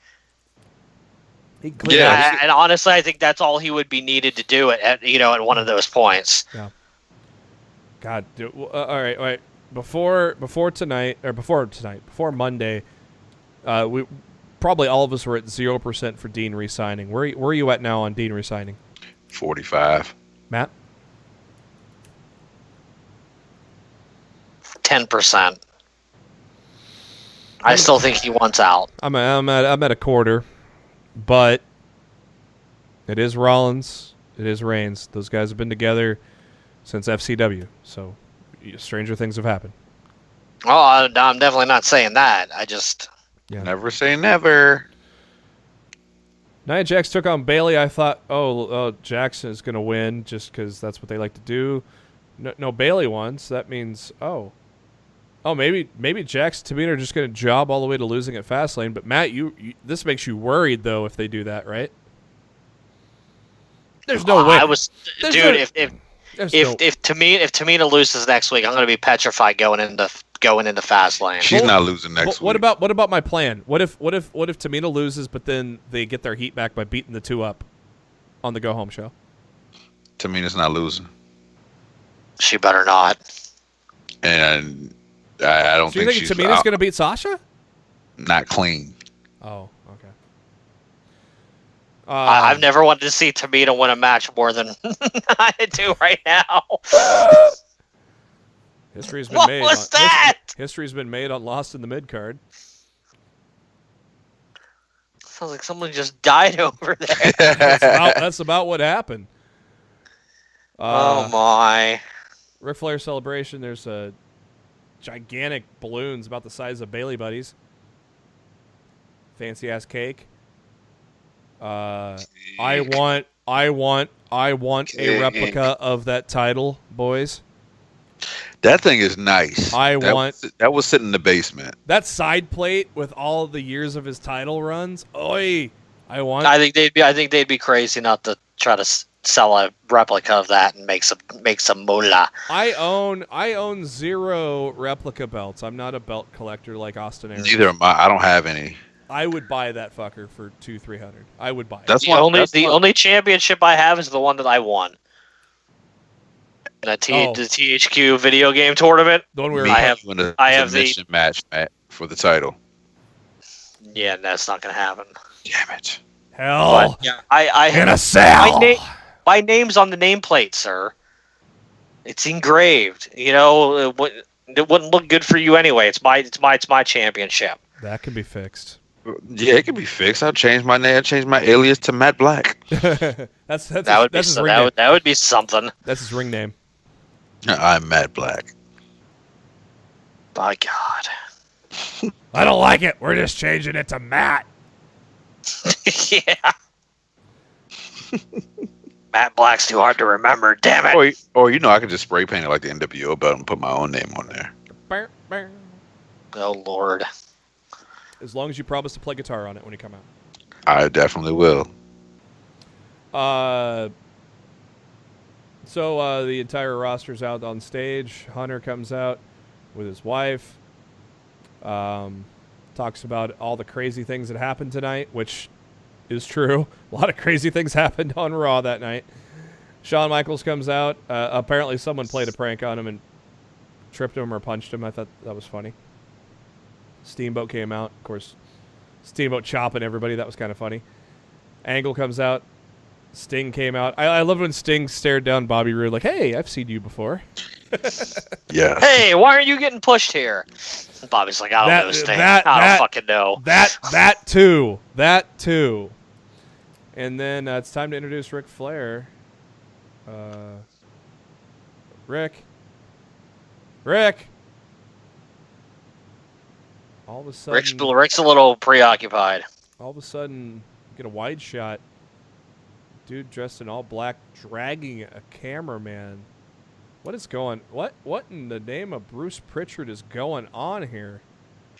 Is that Batista? He booked this shit. Batista walks alone. And then the cameraman that's getting dragged, they go to his camera live, and Batista says, hold on a minute. Goes into Ric Flair's dressing room, and he had already beat up Ric Flair, but he went in to drag him out. And goes, hey, Hunter, I have your attention now. Wow. Guys, wow. We're all sitting here going, oh, the man's going to crash the party, right? Yeah, right? And then I'm sitting here. I went to the Husker women's home finale, so I didn't watch live, but I saw the headline of Batista attacks Flair, so I'm like, oh, okay. Batista gets in the ring. Oh, they had an evolution. You know, I didn't see what happened, so I go, oh, they had because I knew Orton was backstage, so I go, oh, they had an evolution reuniting in the ring, and Batista sucker punches Flair. Okay, so I didn't know what went down, but then I saw what happened. I'm like, Bruce Pritchard's a fucking genius. What they just did, I didn't see any of this shit coming. And this was brilliant. I care about Triple H and Batista now. Correct? I do. I'm here. Well, I mean, I cared about it. I care about it tenfold I cared about it all the way back at SmackDown 1000. But it's ramped up now, right? Oh, it's personal now. Oh. It's a lot more personal now than it was. That's how you tell a fucking story leading up to Mania. The way I said this on Twitter as I was watching. This was probably at this point it was probably midnight, 12:30 local time. When I got to this point, and I go, that wide shot far away being the first glimpse of seeing Batista was just fucking brilliant. I thought that was just fucking brilliant. And then cutting. Well, it made it feel real. And then cutting instead of, oh my god, why are there cameras in Flair's locker room watching him getting beaten up? Yeah, and then cutting to the cameraman getting dragged after that. I'm like, yeah, it was cool. Oh my god, what was going through your guys' head when you saw that live? Because obviously I didn't get to see it live at 10, 11 your time. What was going through your guys' head at 11 Eastern? Mine was take my fucking money. What was going through my mind is, damn, I care about WrestleMania a lot more now than I did 24 hours ago. Mm-hmm. Well, that's solidified with me tonight. I'm telling you what, this was a great 48 hours of WWE programming. It might have been the best Raw and SmackDown combo in any given week, and I couldn't even tell you how long. I can't. It's been a long damn time. I can't believe it, man. Wow. Yeah, I was literally. I mean, I knew it. I knew. I was at the bar. I was at an arcade bar after the game, and I saw a headline: Batista attacks Ric Flair, and said, "Okay, dismissed it." So I knew Batista attacks Ric Flair. I'm like, okay. And of course, Rick has the ugly ass crying face on the floor.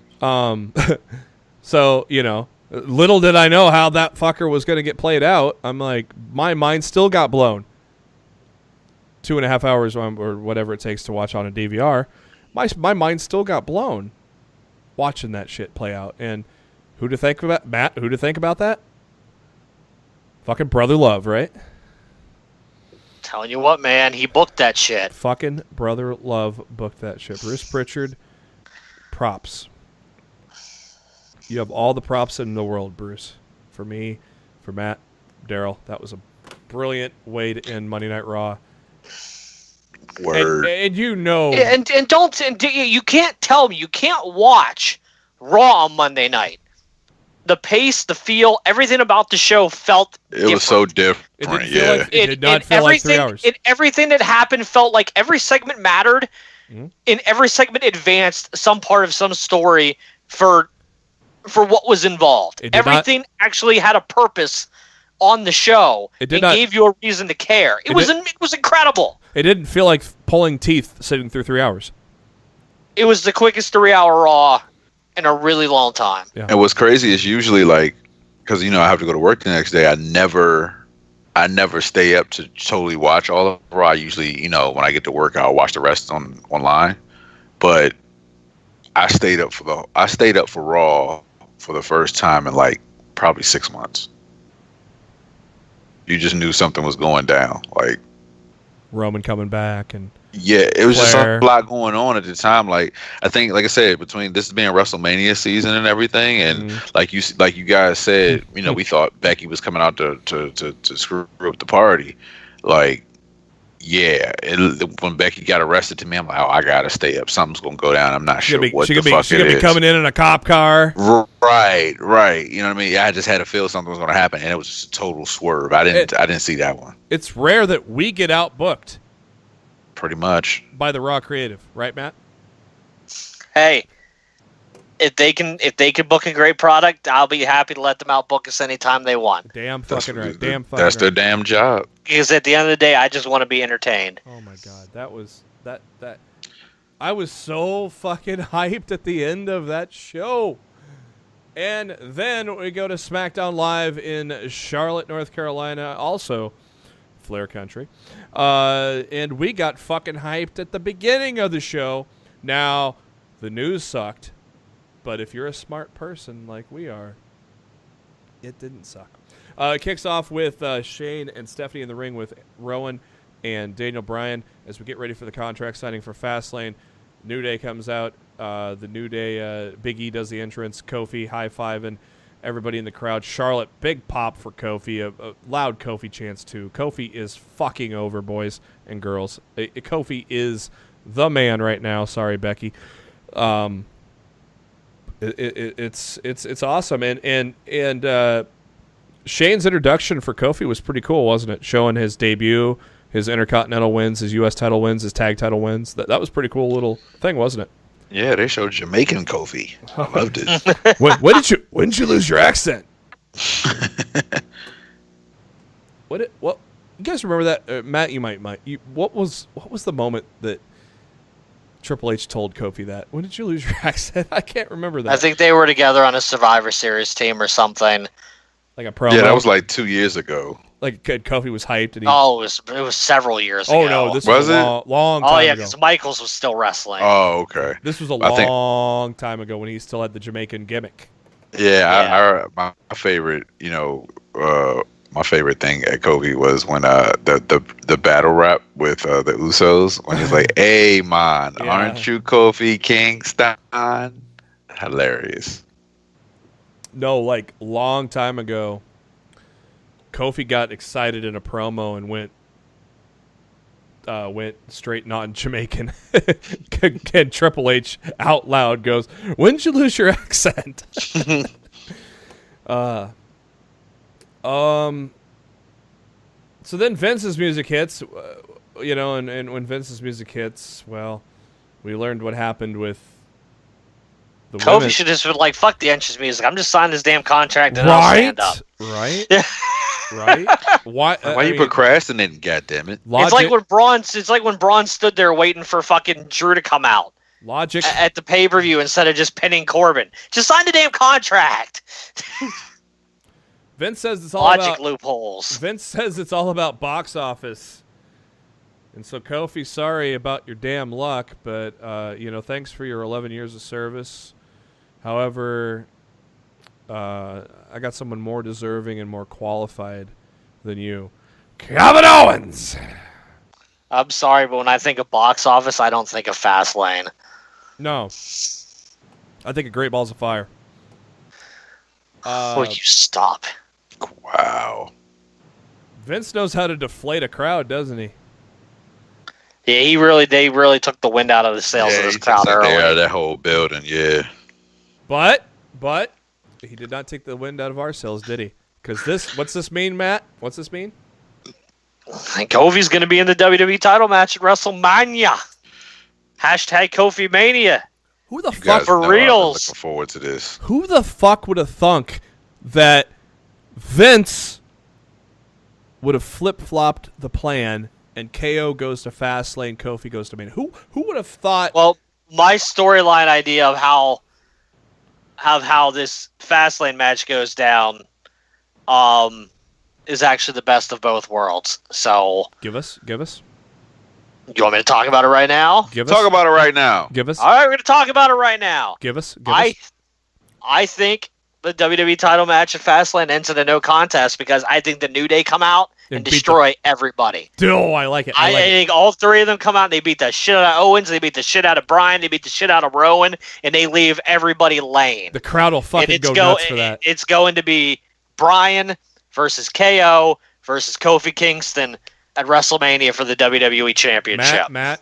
Triple threat. Matt. And they could not have done that had it been the opposite way. Matt. Spoiler alert. That's Matt. on my card. Matt, you just sold me. Yeah. No, here. Let me explain. I hope that happens. Let me explain. Mhm. I wanted Bryan Kofi one-on-one at Mania. I figured, okay, KO's just coming back, so he could lose at Fastlane. He could lose. He can take the loss. I mean, he's got a 5-year contract. He's fine. He'll be champion someday soon. So I figured he would take the L at Fastlane, and eventually, somehow, some way, it would be somehow, some way. I didn't know how. I did not book that far in my head yet. Somehow, some way, it'd be Kofi one-on-one with Daniel Bryan at WrestleMania. Now, I did not want it to see a triple threat, but now that the way you booked it, I'm like, well, I want to see this as a triple threat. Yeah. I think it could be fucking awesome. The only objection I have to that, and I'm not trying to be a hater or anything, and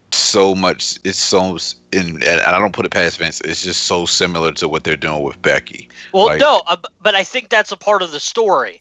And I think that's what they're leading to. Vince is having all these power trip moments. Yeah. And this is going to lead to either Shane or Stephanie or Hunter or a combination of the three are going to have like a come to Jesus moment meeting with Vince in the middle of the ring and be like, look, old man, you're fucking up our product. Yes, we're putting Becky in this match. Yes, Kofi's getting his title shot. And if you don't like it, here's the door. Don't let the ass hit you on the way out. Get the fuck over to the XFL. I really think that's what it's leading to. And I think after WrestleMania, I think Vince will no longer be on WWE television. Blow up his limo again. I think he will go back to being, backstage doing his stuff. I think they're going to write off his on-air character. He's gonna have by the time WrestleMania is said and done. I think we're in for a really exciting next month of WWE television product. He's got a lot of shit. He's got a lot of shit coming up to do with the XFL though too. Yeah. So, he's gonna be passing off a lot of duties of the WWE too. So while a lot of people were bummed and us smarter fans were fucking dancing. And Kevin Owens we thought on his promos, on his cell phone promos, he was going to be a babyface, and it still he is. And it still kind of seems so because he was backstage with Shane and Stephanie and says he understands, or he mentioned the smug look on Daniel and Rowan's face and says he's sorry that Kofi got dicked around, and he's playing a little babyface role there. So we're still kind of coming off this high that Kofi's going to Mania. And then we get another high. Fucking Matt and Jeff are back together. Did not see that one coming. And holy shit, is Matt in shape. I was getting in AEW shape. Yeah, he was. Yeah, he was. Yeah, Delete. he was. Delete. Delete that fat. Oh, man. Yeah, he's looking good. So, Probably the best he's looked in at least the last 10 years. He's looking really good. Mad props to him, man. Rather lengthy match between the Bar and the Hardys with, of course, the Hardys getting over there. That's not going to be a surprise. Cut to backstage. Lana talking with Ricochet and Aleister Black as, of course, the leading up to the match with Rusev and Nakamura against Black and Ricochet later on. R-Truth comes out with Carmella.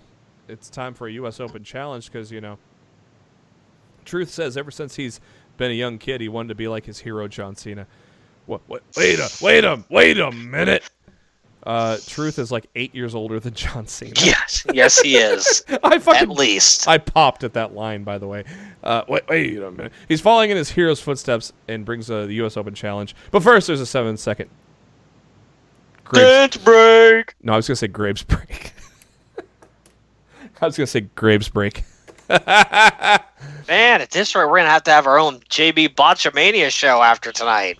No, I said it's that damn scotch. What's botch? Scotch. No, what's a botch there? I was going to say Graves break. Carmella, hello. What? Wow. Graves. Oh Hello? God. Really? Hello? Oh, that's wrong. That was no botch. Wrong. That was no botch, my son. That was no DDP Pro. That wasn't a spoiler. That was a shoot. That was no. What's that? Some bitch. What's your alter ego now? I forgot his name already. Who? Jamal Mahal. Jamal Mahal. Yeah. Mm-hmm. Hashtag Jamal Mahal on Twitter.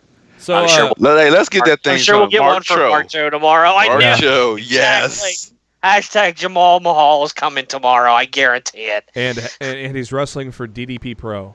Yeah. So hashtag Jamal Mahal. Hashtag DDP Pro. Hashtag bang. It's coming. I know it's coming. It's coming. Yes, it is. Andrade. I'm fully expecting it. Andrade answers the challenge, but wait a minute. Somebody else. Ray says too slow. And Booyaka. Truth says he has a dilemma. He's at a crossroads. What would John Cena do? Carmella says face them both. Well, I was saying no thank you, but okay. So here we are. I know Matt and I on the DMs were saying there's no way Truth gets out of here with the championship. I thought for sure we were getting a title change here and they were going to fuck with my WrestleMania card again. Somehow really did. Somehow Truth got out with the championship. How somehow. Charlotte came out and decided to rub some salt in the wound with the Kofi thing because Vince did the same thing, obviously, with Charlotte. She then announced that she'll be at Raw on Monday to claim the title that Becky has relinquished in her mind. What do you think goes down on? What do you think goes down on Monday? What do you think? You okay, bud? Ronda relinquished? Well, yeah, Ronda put the title down. I know you said Becky, dude. No, I said Ronda. Did you? Or yes. am I botching? Are you're botching? Botch Club. I stand corrected. Carry on, sir. I love it. Can Pro Wrestling Tees make us a shirt? Botch Club? I'm with it. I don't know. I think Carl Anderson and Luke Gallows might have something to say about that. Very true. Let me tell you something, dummies. What do you think? What do you think goes down with this whole? Do you have an idea, Matt? What goes down with the Ronda relinquishing the title? Becky's obviously arrested. Well, I mean, it's all gonna come to a head this Monday on Raw. Is it? You think the reinstatement comes on Monday? Well, Ronda will be there. Mm-hmm. So I mean, clearly Ronda's going to reclaim her championship. She's not going to let them hand it over to Charlotte. I don't know if the crescendo happens with Becky on Monday. And I don't think it will. I think they'll wait till after Fastlane to do that. Right. But definitely Ronda will be back to reclaim her title on Monday, and she'll probably beat the shit out of Charlotte in the process. And if she can actually get her hands on Vince, that's the TV that I want to see. Because if Vince is going to be there to hand Charlotte the title, I want to see Ronda get her hands on Vince. Armbar? Armbar. Rip it off. Move number... Damn, just rip it off, huh, bro? Number 7. Armbar! Next up is the tag match, Black and Ricochet taking on Rusev and Nakamura. I loved the end of the match when Nakamura goes for the Kinshasa and Black hits the Black Mass, but I cringed at the same time to see Nakamura taking a pin. Well, why are you cringing? This is the norm. This is the norm. This is the new norm. Nakamura taking a pin. I don't even cringe anymore. It's just like another week in the office. I know. When's his Pretty contract up? This year at some point. I don't have a date. I want to say like around SummerSlam. Because he signed. It could be around the same, like the Gallows and Anderson are in September, so but Nakamura could be around the same time. AJ's is April, so Nakamura might be April. Nakamura might be September. It's really hard to be 100% certain which one it is. Why are these deals so weird when they come in January? This WWE's weird as fuck. True. Oh yeah, because they're petty as fuck. So they when's the end date? Mania. Oh man, we can't have them come around. We can't have them go anywhere else around Mania. Yeah.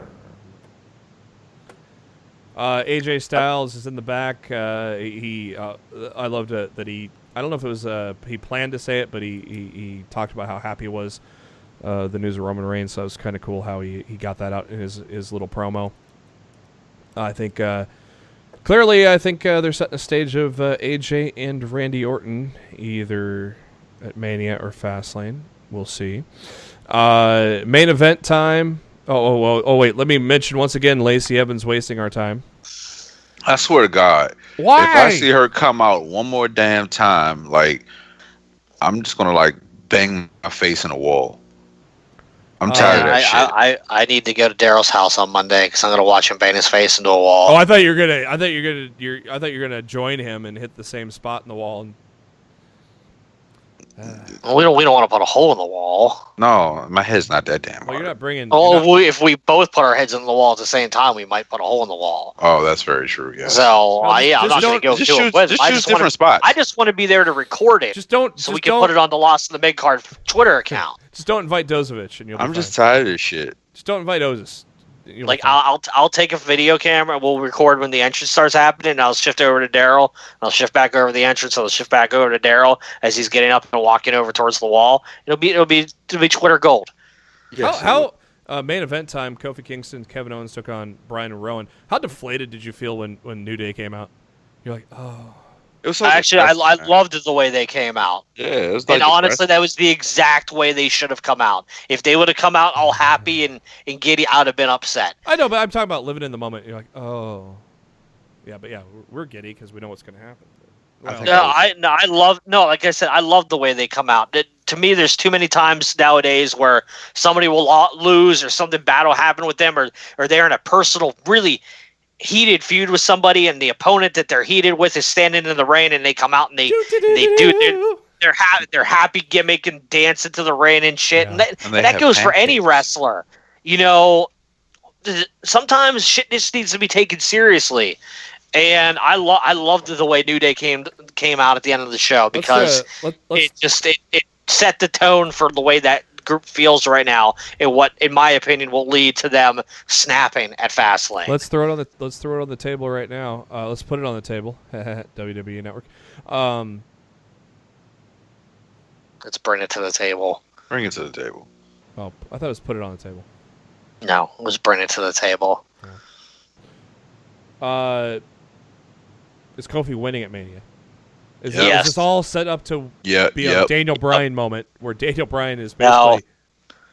No, see, if Kofi was going to Fastlane, Kofi wasn't going to win. The fact that they're pushing this to Mania, I think Kofi's winning the title. And how apropos is it that he's going to win the belt from Daniel Bryan that did this in New Orleans at 30? Yep. Mm-hmm. And how much of this is possibly at the pushing of Bryan? Do you think Bryan has some pull? Yeah, of course. I don't think he has final say, but I definitely think he has. They creative take. freedom than most. Yeah, I mean, I'll just say this: it'll be interesting. Do you And think he has stroke to say, "Hey, I think you should do this"? Well, I think he'll voice it. Whether they go with what he says is a completely different story. I think they'll listen to him. It's smart booking. Do you think this is how it came to existence? I wouldn't be surprised if he has something to do with it, having Vince's ear. Yeah. I'm just been blown away from this past 26 hours of programming, man. Going from start of Raw to the end of SmackDown. I'm just blown away, guys. I mean, I'll tell you this. If Kofi goes to Mania and wins the WWE title, and I know that a lot of people don't consider The Rock as fully African American man, yes. and me as a black man, Yes. for Kofi to win at WrestleMania, that'll be my highlight right there. Because you're doing it for all of us, really. I mean, this is Ron Simmons winning the yes, world title. This is title for Vader.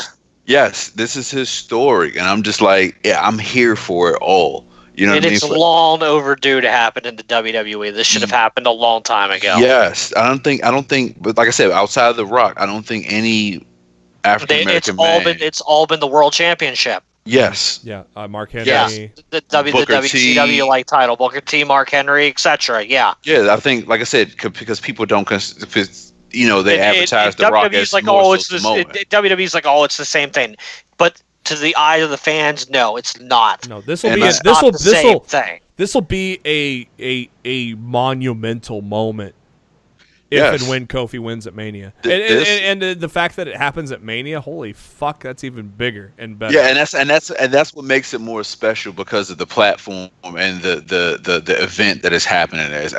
I will be proud to say, I'm never going to WrestleMania. I'm never going to perform at WrestleMania, but that'll be my moment too. Just like the next black man right here, or the next. It'll show young black kids that you can do anything, man. Like the world's changing. The world's changing. And I hope on the next Monday, or I hope on WrestleMania they mention it, and if not, the SmackDown after Raw, it'll be mentioned by Kofi and the New Day, and it's going to be great, and it's going to be. I'd rather be Kofi mentioning it on Raw the next night than the commentators talking about it. Yeah, honestly. It just makes more sense. And it's great because some little kid's going to be watching that, and 8 years later they may be going to the PC. Yeah, I mean, you can do anything. Like, the world is changing. If a black man can become president, and I'm not comparing it to. It goes to show you, in the WWE, in the wrestling world, that the first African American, like I said, outside of The Rock, if people want to get technical, the first African American WWE champion. That shit is special, man. I'm not. I can't count The Rock. How so?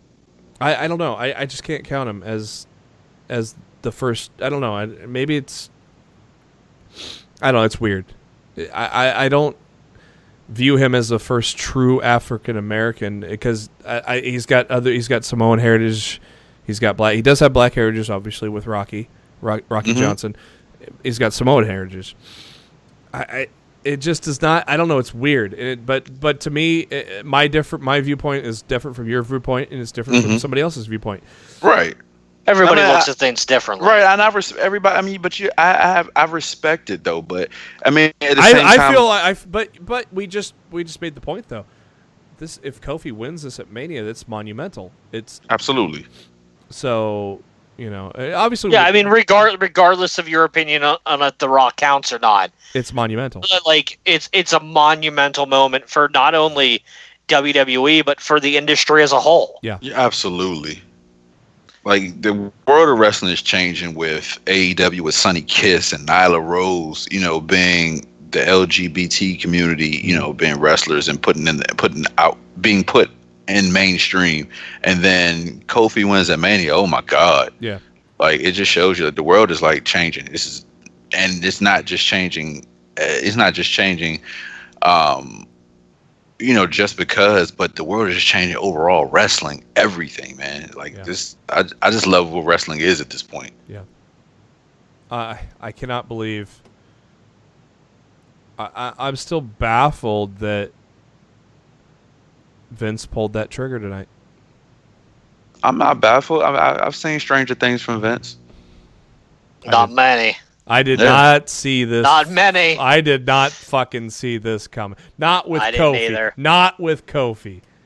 Like I said when Kofi did the gauntlet, my biggest want coming out of that gauntlet was for him to get a main event match at Fastlane. That was my biggest one. I didn't even think about Mania at the time.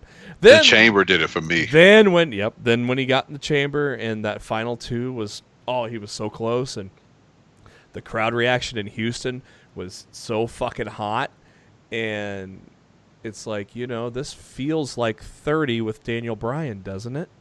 It kind of feels like it organically grew because, unfortunately, another favorite of ours, Mustafa Ali, couldn't compete, so Kofi had stepped in, and here we are, and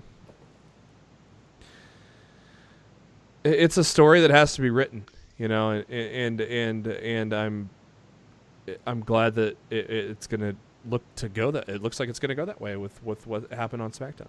I'm here for all of it. Let's put a bow on SmackDown.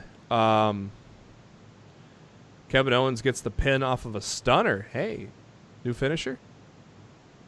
That'd be cool. What?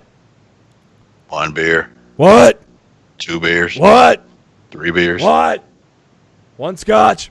Yeah. There it is. That's good. That's a good looking stunner too, wasn't it? Yeah. I think Austin was proud, and I think Owens tweeted at Austin. I don't know if Austin replied or not, but he will. I know. I don't know if Austin doesn't watch live, so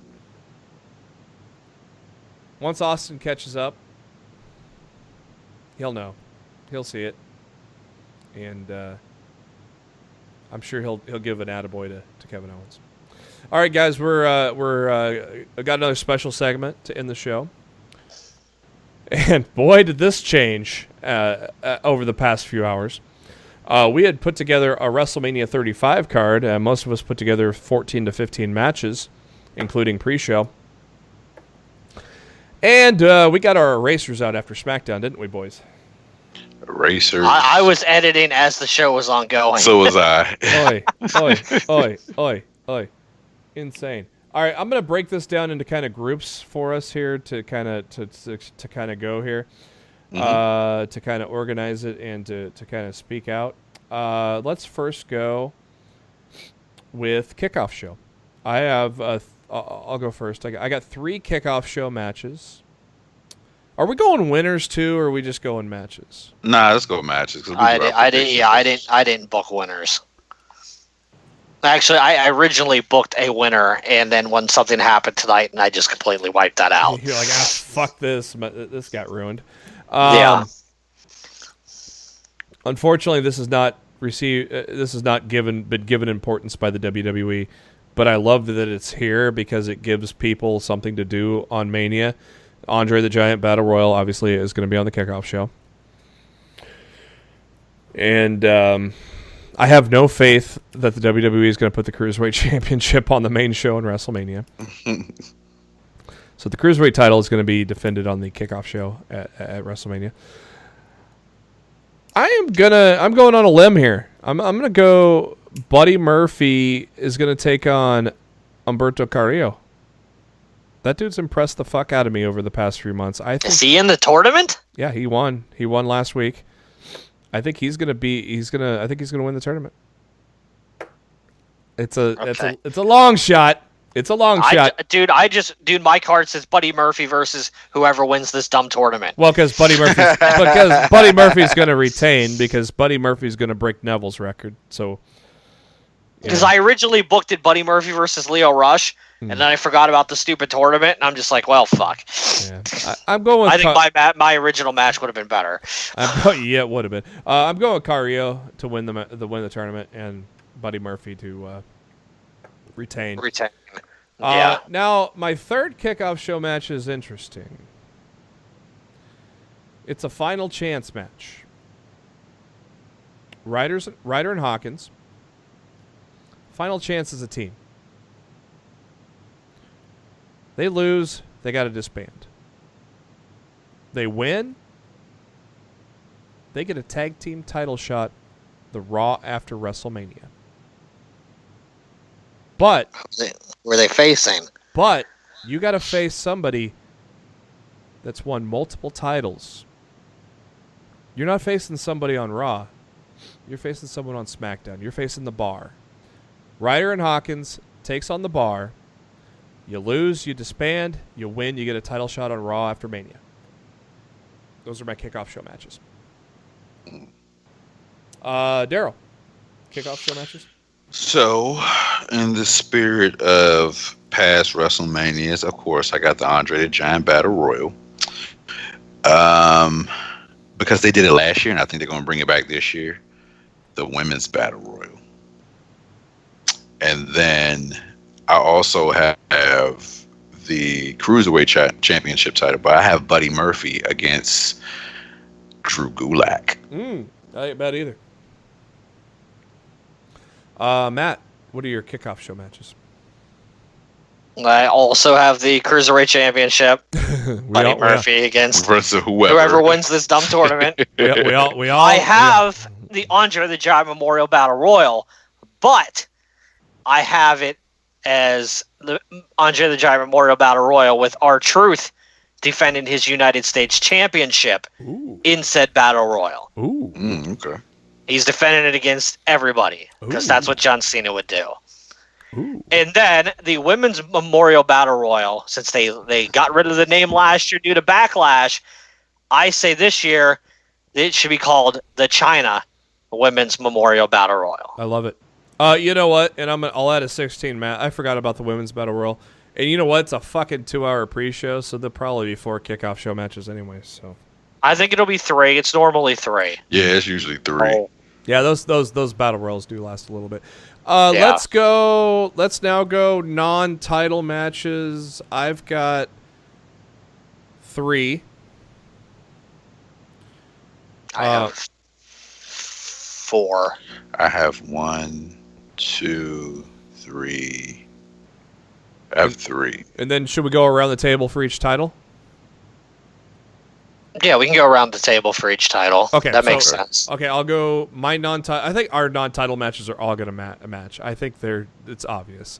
I don't think we will. I have 4 matches, think they will. You guys only have 3. True. Yeah, That's I have true. 3. Get a match. Okay, yeah, because I don't know where to put Strowman, so you that's probably where your 4 I have is. Strowman in the. I'm sorry. I have 4. I have 4 non-title matches. I'm sorry. Okay. I have 3 non-title matches. Mine are Batista, Triple H, Shane McMahon, Miz. Yep. AJ Styles, Randy Orton. I have those same 3, but my 4th one is Corbin, Lashley, and Drew versus Drew, Braun, and Roman. Yeah. I bet there's a. There could be a Roman, Braun, Dean, maybe. You think? Because Dean got attacked. Yeah, that's what I said. I said Dean, Braun, and Roman Dean. versus Lashley, Drew, and Corbin. I'm sorry, I didn't hear Dean on that part. Yeah. Okay. Yeah. I have Batista and Triple H. I have Shane and The Miz. I have AJ Styles versus Randy Orton, but it's a triple threat match with Samoa Joe. Okay. Because Samoa Joe has not gone away quietly into the night, hopefully. And I think a triple threat between those 3 at WrestleMania would be awesome. And I have Roman Reigns versus Baron Corbin 1-on-1. Oh, that'd be. I think it could be a really quick Undertaker Cena versus John Cena type match with Roman just destroying him, hitting all the hits for the fans, picking up a quick win, and making the crowd happy. I think that could be a really, really quick, gimmicky type of deal, and that's really all it needs to be. Well, let's dot the I's and cross the T's. Matt already talked about the United States Championship, so Darryl and I will do the same. I am filling in the good guy, the great guys that should be on the card, and I'm going to put 8 to 10 guys in a ladder match for the United States title. I'm going to put your Joe, your Andrades, Truth is going to be the title holder going into this. The funny thing was, I was like, oh, when they did this triple threat open challenge, I'm like, there ain't no way Truth's coming out of this. I thought 60-minute Iron Man match between Ray and Andrade. Of course, WWE ain't going to do a 60-man Iron Man match ever again, but that was like a wish list thing. So I'm going to do a multi-man ladder match for the United States Championship. And I'm going to give you a winner out of this. My winner out of this would have been Andrade. What's your United States pick there, Darryl? I had the same thing. I had a multi-man battle royal with Battle royal. I'm sorry, ladder match. My apologies.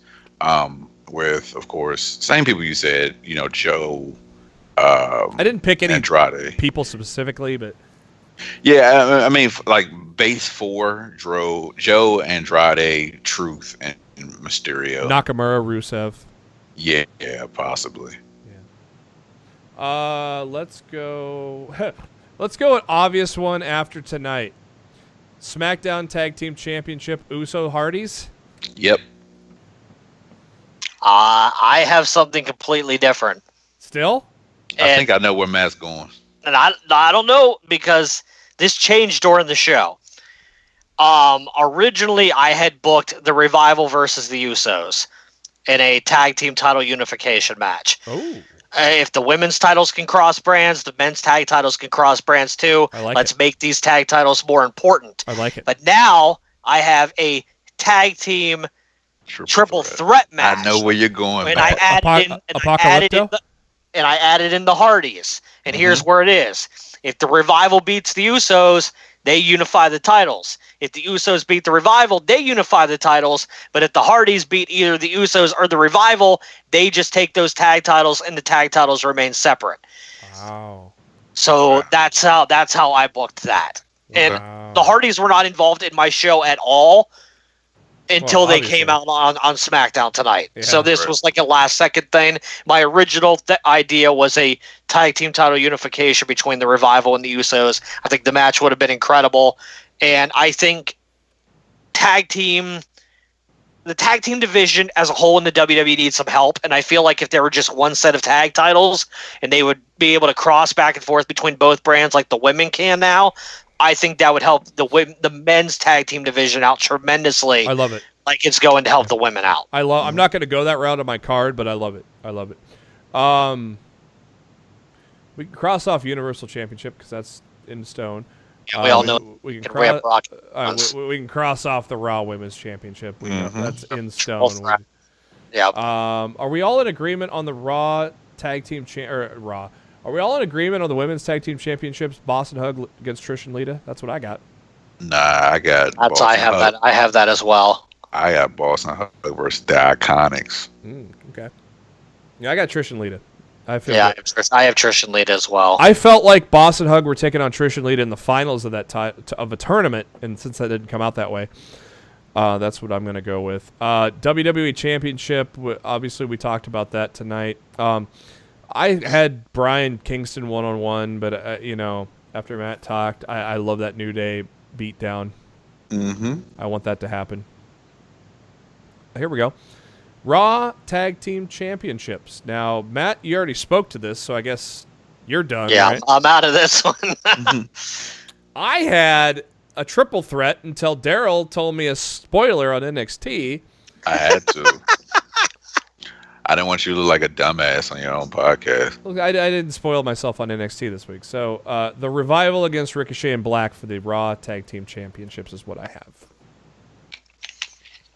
Say it again? Revival take on Ricochet and Aleister Black. Okay. I have in a storyline where Hawkins and Ryder probably starting maybe next Monday or after Fastlane, they start getting on a winning streak and they face the Revival and for the titles.